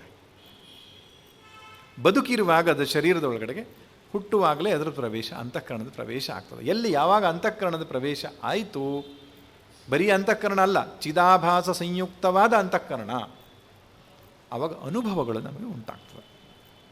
ಕ್ಲಿಯರ್? ಎಷ್ಟು ಕ್ಲಿಯರ್ ಆದರೆ ಮುಂದಕ್ಕೆ ಹೋಗೋಣ. ಈಗ ಇನ್ನೂ ವಿಶ್ಲೇಷಣೆ ಮಾಡಬೇಕು. ಸ್ವಾಮೀಜಿ ಇಲ್ಲಿಗೆ ಮುಗೀತು ನಿಮ್ಮದು ಕಥೆ ಅಂತ ಮಾಡಿಕೊಂಡೆ, ಆದರೆ ನೀವು ಇನ್ನೂ ಮುಂದಕ್ಕೆ ಹೌದು. ದೃಗ್ದೃಶ್ಯ ವಿವೇಕ 3 ದಿನ ಕೊಟ್ಟಿದ್ದಾರೆ ಶ್ರೀಕಂಠಯ್ಯನವರು, ಸ್ವಲ್ಪ ತಲೆ ತಿಂದೇ ಹೋಗಬೇಕು ನಾನು. ಆದ್ದರಿಂದ ಮುಂದಿನ ಶ್ಲೋಕದಲ್ಲಿ ಹೇಳ್ತಾರೆ, ಈ ಅಹಂಕಾರಕ್ಕೂ ಸಾಕ್ಷಿಗೂ, ಅಹಂಕಾರಕ್ಕೂ ಮತ್ತು ದೇಹಕ್ಕೂ ಮತ್ತು ಅಹಂಕಾರಕ್ಕೂ ಆಭಾಸಕ್ಕೂ ಏನು ಸಂಬಂಧ? ಅಹಂಕಾರಕ್ಕೂ ಸಾಕ್ಷಿಗೂ ಏನು ಸಂಬಂಧ? ಅಹಂಕಾರಕ್ಕೂ ಚಿದಾಭಾಸಕ್ಕೂ ಏನು ಸಂಬಂಧ? ಅಹಂಕಾರಕ್ಕೂ ದೇಹಕ್ಕೂ ಏನು ಸಂಬಂಧ? ಸಂಬಂಧ ಚೆನ್ನಾಗಿ ಗೊತ್ತಿರಬೇಕು ನಮಗೆ. ಸಂಬಂಧ ಗೊತ್ತಿಲ್ಲದಿದ್ರೆ ಕಷ್ಟ ಆಗ್ತದೆ. ಯಾರೊಟ್ಟಿಗೆ ಯಾವ ಸಂಬಂಧ, ಎಷ್ಟರ ಮಟ್ಟಿಗಿದೆ, ಎಷ್ಟು ದಿನದ ಸಂಬಂಧ ಅಂತ ಅಲ್ಲ. ಹೌದು ನೋಡಿ, ಈ ಟ್ರೈನಲ್ಲೆಲ್ಲ ನಾವು ಪ್ರಯಾಣ ಮಾಡುವಾಗ ಗೊತ್ತಿದೆ ನಮಗೆ ತಾತ್ಕಾಲಿಕ ಸಂಬಂಧ ಇದು ಅಂತ. ಆದ್ದರಿಂದ ಅವ್ರಿಗೆ ಹೊಟ್ಟೆ ನೋವಾದರೆ ಸ್ವಲ್ಪ ನಾವು ಉಪಶಮನ ಮಾಡ್ತೇವೆ, ಔಷಧಿ ಕೊಡ್ತೇವೆ, ಜಾಸ್ತಿ ಟೆನ್ಷನ್ ಮಾಡ್ಕೊಳ್ಳಲ್ಲ. ಆದರೆ ನಮ್ಮ ಮಕ್ಕಳಿಗೆ ಹೊಟ್ಟೆ ನೋವಾದರೆ ಭಾಳ ಟೆನ್ಷನ್ ಮಾಡ್ಕೊಳ್ತೇವೆ, ಯಾಕಂದ್ರೆ ದೀರ್ಘ ಸಂಬಂಧ ಅದು. ಅದರಿಂದ ಸಂಬಂಧದ ಅರಿವಿದ್ದರೆ ನಾವು ಯಾವುದಕ್ಕೆ ಎಷ್ಟು ಪ್ರಾಮಿನೆನ್ಸ್ ಕೊಡಬೇಕು, ಎಷ್ಟು ಇಂಪಾರ್ಟೆನ್ಸ್ ಕೊಡಬೇಕು ಅಂತ ಗೊತ್ತಾಗ್ತದೆ. ಅದಕ್ಕೆ ಇಲ್ಲಿ ಅದರ ಸಂಬಂಧವನ್ನು ಹೇಳ್ತಾರೆ. ಅಹಂಕಾರಸ್ಯ ತಾದಾತ್ಮ್ಯಂ ಚಿಚ್ಛಾಯಾ ದೇಹಸಾಕ್ಷಿಭಿಃ ಸಹಜಂ ಕರ್ಮಜಂ ಭ್ರಾಂತಿಜನ್ಯಂಚ ತ್ರಿವಿಧಂ ಸ್ಮೃತಂ ಸಂಬಂಧಿನೋಸ್ತಯೋರ್ನಾಸ್ತಿ ನಿವೃತ್ತಿ ಸಹಜಸ್ಯತು ಕರ್ಮಕ್ಷಯಾತ್ ಪ್ರಬೋಧಾಚ್ಚ ನಿವರ್ತೇತೆ ಕ್ರಮಾದುಭೇ. ಅಹಂಕಾರದ ತಾದಾತ್ಮ್ಯ ಚಿತ್ತಿನೊಟ್ಟಿಗೆ, ಚಿಚ್ಛಾಯ ಅಂದರೆ ಚಿದಾಭಾಸದೊಟ್ಟಿಗೆ, ದೇಹದೊಟ್ಟಿಗೆ ಮತ್ತು ಸಾಕ್ಷಿಯೊಟ್ಟಿಗೆ ಇರತಕ್ಕಂಥ ಸಂಬಂಧವನ್ನು 3 ರೀತಿಯಾಗಿ ಹೇಳ್ತಾರೆ. ಒಂದು ಸಹಜ ಸಂಬಂಧ, ಇನ್ನೊಂದು ಕರ್ಮಜ ಸಂಬಂಧ, ಇನ್ನೊಂದು ಭ್ರಾಂತಿಜನ್ಯ ಸಂಬಂಧ ಅಂತ. ಇದು ತುಂಬ ಇಂಟ್ರೆಸ್ಟಿಂಗ್ ಆಗಿದೆ ವಿಷಯ. ಅಹಂಕಾರದ ಮತ್ತು ಚಿದಾಭಾಸದ ಸಂಬಂಧ. ಚಿದಾಭಾಸ ಅಂದರೆ ಗೊತ್ತಾಯ್ತಲ್ಲ, ತಪ್ತ ಯಃಪಿಂಡವನ್ಮತಂ, ಕಾದ ಕಬ್ಬಿಣದ ಗುಂಡಿನಲ್ಲಿ ಅಗ್ನಿಯ ಪ್ರವೇಶ ಆದ ಹಾಗೆ ಅಂತಃಕರಣದಲ್ಲಿ ಆ ಚೈತನ್ಯದ ಅರಿವಿನ ಆ ಪ್ರವೇಶವಾಗಿದೆ. ಅದಕ್ಕೆ ಚಿಚ್ಛಾಯ ಅಂತ ಕರೀತಾರೆ, ಚಿದಾಭಾಸ ಅಂತ ಕರೀತಾರೆ. ಆ ಚಿದಾಭಾಸಕ್ಕೂ ಮತ್ತು ಅಹಂಕಾರಕ್ಕೂ ಏನು ಸಂಬಂಧ? ನನಗೂ ಮತ್ತು ಚಿದಾಭಾಸಕ್ಕೂ ಏನು ಸಂಬಂಧ? ಸಹಜ ಸಂಬಂಧ ಅಂತ. ಸಹಜ ಸಂಬಂಧ ಅಂದ್ರೇನು? ಸಹಜಾಯತೆ ಇತಿ ಸಹಜ ಸಂಬಂಧ. ಎಲ್ಲಿಯವರೆಗೆ ಅಂತಃಕರಣ ಇರ್ತದೋ ಅಲ್ಲಿಯವರೆಗೆ ಚಿದಾಭಾಸ ಇರ್ತದೆ. ಎಲ್ಲಿಯವರೆಗೆ ಅಂತಃಕರಣ ಇರ್ತದೋ ಅಲ್ಲಿಯವರೆಗೆ ಚಿದಾಭಾಸ ಇರ್ತದೆ. ನಾನು ಎನ್ನುವ ಪ್ರಜ್ಞೆ ಇರ್ತದೆ, ಅರಿಯುವಂತಹ ಪ್ರಕ್ರಿಯೆ ನಡೆಯುತ್ತೆ. ಜ್ಞಾನಿಗಳಿಗೂ ಅರಿಯುವ ಪ್ರಕ್ರಿಯೆ ನಡೆಯುತ್ತೆ. ಚಿದಾಭಾಸ ಜ್ಞಾನಿಗೂ ಇರುತ್ತದೆ. ಅಂತಃಕರಣ ಎಲ್ಲೆಲ್ಲಿದೆಯೋ ಅಲ್ಲೆಲ್ಲ ಚಿದಾಭಾಸ ಇದೆ, ಪ್ರಾಣಿಗೂ ಇದೆ. ಎಲ್ಲಿಯ ತನಕ ಅಂತಃಕರಣ ಇರ್ತದೋ ಅಲ್ಲಿ ತನಕನೂ ಕೂಡ ಆಭಾಸ ಇರ್ತದೆ. ಜ್ಞಾನಿಗೂ ನಾನೆನ್ನುವ ವೃತ್ತಿ ಹುಟ್ಟುತ್ತದೆ. ಹೌದಾ? ಜ್ಞಾನಿಗೆ ಅಹಂಕಾರ ಇಲ್ಲ ಅಂತ ಮಾಡ್ಕೊಂಡಿದ್ದೇವೆ ನಾವು. ಇಲ್ಲ, ನಾನು ಎನ್ನುವ ಆಲೋಚನೆ, ನಾನು ಇದನ್ನು ಅರಿತಾ ಇದ್ದೇನೆ ಎನ್ನುವ ಆಲೋಚನೆ, ಸ್ಮೃತಿಯಾಗಲಿ ಜ್ಞಾನವಾಗಲಿ ಜ್ಞಾನಿಯಲ್ಲಿಯೂ ಆಗ್ತದೆ. ವ್ಯತ್ಯಾಸ ಇಷ್ಟೇ, ಮಿಥ್ಯಾಹಂಕಾರ ಎಂಬುದಾಗಿ ನಿಶ್ಚಯ ಆಗಿರ್ತದೆ, ನಮಗೆ ಸತ್ಯದ ಅಹಂಕಾರವಾಗಿ ಗೋಚರಿಸ್ತಾ ಇರ್ತದೆ. Mister I is so strong and truth. ಅವ್ರಿಗೆ ಹಾಗಲ್ಲ. ಇದು ಸುಳ್ಳಾದ, ಮಿಥ್ಯವಾದ, ಕಾಲ್ಪನಿಕವಾದ ಅಹಂಕಾರ ಅಂತ ಅನಿಸ್ತದೆಯೇ, ಗೊತ್ತಿರ್ತದೆಯೇ ಹೊರತು ಅಹಂಕಾರ ವೃತ್ತಿ ಹೇಳ್ತದೆ, ಪ್ರಪಂಚದ ಅನುಭವ ಆಗ್ತದೆ. ಎಲ್ಲಿ ತನಕ ಆಗ್ತದೆ? ವಿದೇಹ ಮುಕ್ತಿ ಆಗೋ ತನಕ ಆಗ್ತದೆ. ವಿದೇಹ ಮುಕ್ತಿ ಅಂದ್ರೇನು? ಪಂಚಭೂತಾತ್ಮಕವಾದ ಈ ಶರೀರ ಮತ್ತು ಪಂಚ ತನ್ಮಾತ್ರಗಳಿಂದ ಒಡಗೂಡಿದ ಮನಸ್ಸು ಬುದ್ಧಿಗಳೂ ಕೂಡ ಶಿಥಿಲವಾಗಿ ಮೂಲ ಪ್ರಕೃತಿಯಲ್ಲಿ ಒಂದಾಗುವಂತಹ ಒಂದು ಪ್ರಕ್ರಿಯೆಯನ್ನು ವಿದೇಹ ಮುಕ್ತಿ ಅಂತ ಹೇಳ್ತಾರೆ. ವಿದೇಹ ಮುಕ್ತಿ ಆಗುವಲ್ಲಿವರೆಗೂ ಕೂಡ ಜ್ಞಾನಿಗೆ ಚಿದಾಭಾಸ ಉಂಟಾಗ್ತಾ ಇರ್ತದೆ. ಅದು ಸಹಜ, ಅದನ್ನು ಬಿಡಲಿಕ್ಕಾಗಲ್ಲ. ಚಿದಾಭಾಸವನ್ನು ಅಂತಃಕರಣವನ್ನು ಸಪರೇಟ್ ಮಾಡಲಿಕ್ಕೆ ಆಗಲ್ಲ. ಎಲ್ಲೆಲ್ಲ ಅಂತಃಕರಣ ಇದೆಯೋ ಚಿದಾಭಾಸ ಮೂಡುತ್ತೆ. ಹಾಂ, ರೈಟ್. ದೇಹಕ್ಕೂ ಅಹಂಕಾರಕ್ಕೂ ಏನು ಸಂಬಂಧ ಹೇಳ್ತಾರೆ? ಕರ್ಮಜ ಸಂಬಂಧ. ಎಲ್ಲಿ ತನಕ ಕರ್ಮ ಇರ್ತದೋ ಅಲ್ಲಿ ತನಕ ದೇಹದ ಸಂಬಂಧ ಇರ್ತದೆ. ನಮಗೆ ಮುಂದಿನ ಶರೀರ ಸಿಗತ್ತೋ ಇಲ್ವೋ ಅಂತ ಹೇಗೆ ಡಿಸೈಡ್ ಮಾಡೋದು? ನೀವು ಕರ್ಮ ಮಾಡಿದರೆ ಸಿಗ್ತದೆ. ಪ್ರಾರಬ್ಧ, ಸಂಚಿತ, ಆಗಾಮಿ ಎಂಬಂತಹ ತ್ರಿವಿಧ ಕರ್ಮಗಳಿಂದ ಬಂಧಿತವಾಗಿದೆ ಈ ಶರೀರ. ಮನುಷ್ಯ ಶರೀರವೇ ಸಿಗ್ಬೋದು, ಬೇರೆ ಶರೀರ ಯಾವ ಶರೀರ ಸಿಗ್ತದೆ ನಿಮ್ಮ ಕರ್ಮ ಡಿಸೈಡ್ ಮಾಡುತ್ತೆ ಸ್ವಾಮಿ, ಅಷ್ಟೆ. ನೀವೇ ನಿಜವಾಗಿ ನಿಮ್ಮ ಶರೀರವನ್ನು ಆಯ್ದುಕೊಳ್ಳೋದು. ಶಾಸ್ತ್ರದಲ್ಲಿ ಹೇಗೆ ಬರುತ್ತೆ ಗೊತ್ತಾ? ಒಬ್ಬ ಮನುಷ್ಯ ಸಾಯೋದಕ್ಕಿಂತ ಮುಂಚೆ ಅವನು ಮುಂದಿನ ಶರೀರ ಯಾವುದು ತೆಗೆದುಕೊಳ್ತಾನೇನೋ ಬ್ಲೂ ಪ್ರಿಂಟ್ ರೆಡಿಯಾಗಿರ್ತದೆ ಅಂತ. ಒಂದು ಕೀಟದ ದೃಷ್ಟಾಂತ ಕೊಡ್ತಾರೆ. ಒಂದು ಕೀಟ ಇದೆ, ಅದು ಇನ್ನೊಂದು ಕಾಲನ್ನು ಇಡೋದಕ್ಕಿಂತ ಮುಂಚೆ ಮತ್ತೊಂದು ಕಾಲನ್ನು ಇಟ್ಟು ಆ ಕಾಲನ್ನು ತೆಗೆಯುತ್ತೆ. ನೋಡಿದ್ದೀರಾ ನೀವು? ಅದು ಹೀಗೆ ನಡೆಯುತ್ತೆ, ಹೀಗೆ ಹಾಗೆ ಇಲ್ಲಿಂದ ಕಾಲು ಬಿಡೋದಕ್ಕಿಂತ ಮುಂಚೆ ಮುಂದಿನ ಕಾಲನ್ನು ಜೀವ ಸೃಷ್ಟಿ ಮಾಡ್ಕೊಳ್ತಾನೆ ಅಂತ ಶ್ರುತಿಯಲ್ಲಿ ಬರುತ್ತೆ. ಬ್ಲೂ ಪ್ರಿಂಟ್ ರೆಡಿ ಆಗ್ತದೆ.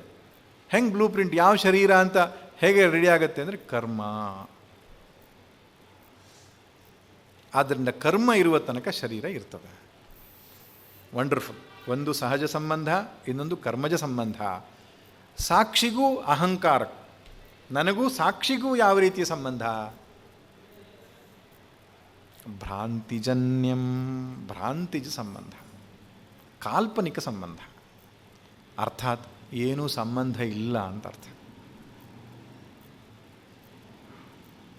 ಇದರಿಂದ ಏನು ಪ್ರಯೋಜನ ಸ್ವಾಮಿ? ನೀವು ಹೇಳಿದ್ದೀರಿ ಹೌದು, ಬಟ್ ಸುಮ್ಮನೆ ಒಂದು ಇನ್ಫಾರ್ಮೇಷನ್ ಕೊಟ್ಟಂಗಾಯ್ತು, ನಮಗೇನು ಪ್ರಯೋಜನ ಅಂದರೆ ಆ ಸಾಕ್ಷಿ ಬೇರೆ ಯಾರೂ ಅಲ್ಲ, ನನ್ನ ನಿಜವಾದ ಅಸ್ತಿತ್ವ ಅದು. ನಾನು ಅಂತ ಹೇಳಿದರೆ ಸಾಕ್ಷಿಯೇ. ಈ ಚಿದಾಭಾಸವೂ ಅಲ್ಲ, ಈ ಶರೀರವೂ ಅಲ್ಲ, ಈ ಅಹಂಕಾರವಾಗಲಿ ಅಂತಃಕರಣವಾಗಲಿ ಯಾವುದೂ ಅಲ್ಲ. ನಾನು ಅಂದರೆ ಸಾಕ್ಷಿಯೇ ವಾಸ್ತವವಾಗಿ ಅಲ್ವಾ? ಆತ್ಯಂತಿಕ ದೃಷ್ಟ, ಆತ್ಯಂತಿಕವಾದಂತಹ ಅರಿವು ಯಾವುದೋ ಅದು ನನ್ನ ನಿಜವಾದ ನೆಲೆ, ನನ್ನ ನಿಜವಾದ ಸ್ವರೂಪ. ಅದಕ್ಕೂ ಅಹಂಕಾರಕ್ಕೂ ಏನು ಸಂಬಂಧ? ಅದಕ್ಕೂ ಆಲೋಚನೆಗಳಿಗೆ ಏನು ಸಂಬಂಧ? ಭ್ರಾಂತಿಜ ಸಂಬಂಧ ಅಷ್ಟೇ. ನೀವು ಭ್ರಾಂತಿಜ ಸಂಬಂಧ ಹೇಳಿದ್ರೆ ಅದು ದೃಷ್ಟಾಂತ ಕೊಟ್ರಿ ನಮಗೆ. ದೃಷ್ಟಾಂತ, ಒಳ್ಳೆ ದೃಷ್ಟಾಂತ ಡೈಲಿ ನಿಮಗೆಲ್ಲರಿಗೂ ಆಗ್ತಾ ಇರುತ್ತೆ, ನನಗೂ ಆಗ್ತಾ ಇರುತ್ತೆ. ಏನು? ಕನಸು. ಕನಸಲ್ಲಿ ಮಿಸ್ಟರ್ ಗಣೇಶ್ ರಾವ್ ಆಗಿ ನಾವು ಕನಸು ಕಾಣ್ತೇವೆ. ಎಚ್ಚರದಲ್ಲಿ ಮಿಸ್ಟರ್ ರಾಮರಾವ್, ಕನಸಲ್ಲಿ ಗಣೇಶ್ ರಾವ್. ಗಣೇಶ್ ರಾವಿಗೂ ರಾಮರಾವಿಗೂ ಏನು ಸಂಬಂಧ ಹೇಳಿ?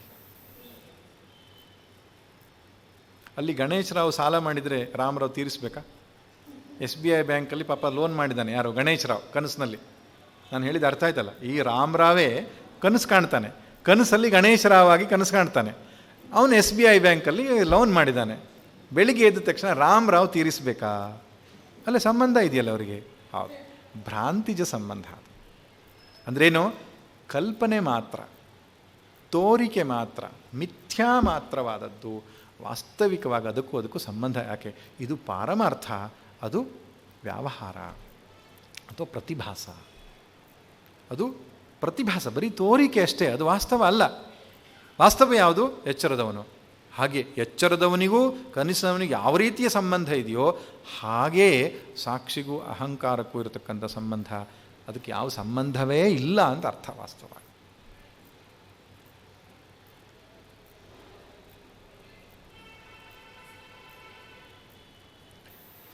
ಹಾಗೆ ನಿಜವಾಗಿ ನಿತ್ಯ ಮುಕ್ತ, ನಿರ್ಮುಕ್ತೋ ನಿತ್ಯ ಮುಕ್ತೋ ಎಂಬುದಾಗಿ ಯಾಕೆ ಕರೀತಾರೆ ಆತ್ಮನ ಬಗ್ಗೆ ಹೇಳೋದಂದರೆ, ಆತ್ಮನು ಅತ್ಯಂತ ಅಸಂಗನಾಗಿದ್ದಾನೆ. ಈ ಶರೀರ, ಮನಸ್ಸು, ಬುದ್ಧಿಗಳಿಗಿಂತ ಅತ್ಯಂತ ಬೇರೆ. ಈಗ ನಮಗೆ ನಾನು ಅನ್ನುವಂತಹ ಸಪರೇಟ್ ಎಕ್ಸಿಸ್ಟೆನ್ಸ್, ಇಂಡಿವಿಜುವಾಲಿಟಿ ಯಾಕೆ ತೋರ್ತಾ ಇದೆ ಅಂದರೆ ಅಂತಃಕರಣದಲ್ಲಿ ಆಭಾಸ ಮೂಡಿರೋದ್ರಿಂದ ನಮಗೆ ಹಾಗಾಗಿದೆ. ಈ ಆಭಾಸವೂ ನಾನಲ್ಲ, ಅಂತಃಕರಣವೂ ನಾನಲ್ಲ, ಈ ಶರೀರವೂ ನಾನಲ್ಲ. ಅದೆಲ್ಲವನ್ನು ಸಾಕ್ಷಿಯಾಗಿ ಅರಿಯುವ, ನೋಡುವ ಅಂತ ಹೇಳಿದ್ರು ಕಷ್ಟ. ಯಾಕಂದ್ರೆ ನೋಡುವ ಅಂತ ತಕ್ಷಣ ಅಲ್ಲಿ ನಿಂತ್ಕೊಂಡು ಯಾರೋ ಟಾರ್ಚ್ ಲೈಟ್ ಇಟ್ಕೊಂಡು ನೋಡ್ತಿದ್ದಾರೆ, ಹಾಗಲ್ಲ. ಸಾಕ್ಷಿ ಹಾಗಲ್ಲ, ಅರಿತಾ ಇದೆ ಅಷ್ಟೇ. ಅರಿಯುವ ಕ್ರಿಯೆಯನ್ನು ಮಾಡ್ತಾ ಇಲ್ಲ, ನೆನಪಿಟ್ಕೊಳ್ಳಿ. ಅರಿಯುವ ಕ್ರಿಯೆಯಲ್ಲಿ ಒಂದು ಪ್ರಯತ್ನ ಇದೆ. ಅಕರ್ತ ಅಭೋಕ್ತಾನಾಗಿರುವ ಆತ್ಮನು ಅರಿಯುವ ಕ್ರಿಯೆ ಮಾಡ್ತಾ ಇಲ್ಲ, ಸನ್ನಿಧಿ ಮಾತ್ರ ಕರ್ತೃತ್ವ. ಅದರ ಸನ್ನಿಧಿಯಿಂದ ಅಂತಃಕರಣದ ಇರುವು ನಮಗೆ ಗೊತ್ತಾಗ್ತಾ ಇದೆ. ಹೇಗೆ ಬೆಳಕು, ಬೆಳಕು ತನ್ನ ಸನ್ನಿಧಿಯಿಂದ ಎಲ್ಲವನ್ನು ಅರಿತಾ ಇದೆ, ಅರಿಯುವ ಕ್ರಿಯೆಯನ್ನು ಮಾಡ್ತಾ ಇದೆಯಿಲ್ಲ ತಾನೆ. ಹಾಗೆ ಸಾಕ್ಷಿ ತನ್ನ ಇರವಿನಿಂದ ಅರಿತಾ ಇದ್ದಾನೆ. ಅದಕ್ಕೆ ಹೊರತಾಗಿ ಇನ್ಯಾವ ಸಂಬಂಧವೂ ಅದಕ್ಕೆ ಇಲ್ಲ, ಈ ಪ್ರಪಂಚದೊಟ್ಟಿಗೆ, ಈ ಶರೀರದೊಟ್ಟಿಗೆ, ಈ ಜೀವಾತ್ಮನೊಟ್ಟಿಗೆ. ಹಾಗೆ ಹೇಳ್ತಾ ಮುಂದಿನ ಶ್ಲೋಕಗಳಲ್ಲಿ ಶಂಕರರು ಆ ಅಹಂಕಾರದ ಕ್ರಿಯೆಯ ಬಗ್ಗೆ ಹೇಳ್ತಾರೆ. ಅದು ಏನೇನು ಕೆಲಸ ಮಾಡುತ್ತೆ, ಮುಖ್ಯವಾಗಿ ಜಾಗೃತ್, ಸ್ವಪ್ನ, ಸುಷುಪ್ತಿ ಈ 3 ಅನುಭವಗಳನ್ನು ಅನುಭವಿಸುತ್ತೆ. ಅಷ್ಟೇ ಅಲ್ಲ, ಆ ಸಾಕ್ಷಿಯಲ್ಲ, ಅಹಂಕಾರ ಚಿದಾಭಾಸ ಸಂಯುಕ್ತವಾದ ಅಹಂಕಾರ 3 ಅವಸ್ಥೆಗಳನ್ನು ಅನುಭವಿಸುತ್ತೆ, ಸಾಕ್ಷಿ ಅನುಭವಿಸಲ್ಲ. ಇನ್ನು ಪರಲೋಕ ಗಮನವನ್ನು ಕೂಡ ಈ ಅಂತಃಕರಣವೇ ಮಾಡೋದು, ಸೂಕ್ಷ್ಮ ಶರೀರವೇ ಮಾಡೋದು. ಸಾಕ್ಷಿ ಎಲ್ಲಿಗೂ ಹೋಗಲ್ಲ, ಸರ್ವವ್ಯಾಪಕವಾದಂಥದ್ದು, ಆದ್ದರಿಂದ ಎಲ್ಲಿಗೂ ಹೋಗಲ್ಲ. ಆ ರೀತಿ 2 ಕ್ರಿಯೆಗಳನ್ನು ಅವರು ಹೇಳ್ತಾರೆ. ತದನಂತರ ಮುಂದಿನ ಶ್ಲೋಕಗಳಿಂದ ಹಾಗಾದರೆ ಸಂಸಾರ ನಮಗೆ ಹೇಗೆ ಉಂಟಾಯಿತು, ಅದಕ್ಕೆ ಪರಿಹಾರ ಏನು ಎಂಬುದಾಗಿ ಹೇಳ್ತಾರೆ. ಅದಕ್ಕಿಂತಲೂ ಮುಂದಿನ ಭಾಗ ಬಹಳ ಮುಖ್ಯವಾಗಿದೆ, ಸ್ಪರ್ಶ ಮಾಡಲಿಕ್ಕಾಗಲ್ಲ, ನೋಡೋಣ, ಸಾಧ್ಯ ಆದರೆ ನಾಳೆ ಟಚ್ ಮಾಡೋಣ. ಈ ಮೆಡಿಟೇಷನ್ ಧ್ಯಾನದಲ್ಲಿ 6 ಬಗೆಯ ಧ್ಯಾನವನ್ನು ಅವರು ಹೇಳ್ತಾರೆ, 6 ಬಗೆಯ ಸಮಾಧಿಯನ್ನು. ಅದಕ್ಕಿಂತ ಮುಂಚೆ ನಮಗೆ ಈ ಬಂಧನ ಯಾಕೆ ಬಂತು, ಈ ಬಂಧನದಿಂದ ಬಿಡುಗಡೆ ಹೇಗೆ ಎಂಬುದನ್ನು ವಿಶ್ಲೇಷಣೆ ಮಾಡ್ತಾರೆ. ಬಂಧನ ಯಾಕೆ ಬಂತು, ಸರಳವಾಗಿದೆ ವಿಷಯ ಅಲ್ಲ. ಯಾಕೆ ಬಂತು, ಈ ಆಭಾಸವನ್ನೇ ನಾನಂತ ಅಂದುಕೊಂಡಿದ್ದರಿಂದ ಬಂತು. ಆಭಾಸ ಸಂಯುಕ್ತವಾದ ಅಂತಃಕರಣವನ್ನೇ ನಾನು ಅಂತ ಅಂದುಕೊಂಡಿದ್ದರಿಂದ ಬಂಧನ ಬಂತು. ಅದಕ್ಕಿಂತ ಬೇರೆಯಾದ ಸಾಕ್ಷಿಯನ್ನು ಅರಿತುಕೊಂಡ ಕೂಡಲೇ ಬಂಧನ ಹೊರಟಾಯಿತು. ಸಾಕ್ಷಿಗೂ ಚಿದಾಭಾಸಕ್ಕೂ ವಿವೇಕವನ್ನು ಮಾಡಿದಾಗ ಅದು ಬೇರೆ, ಇದು ಬೇರೆ.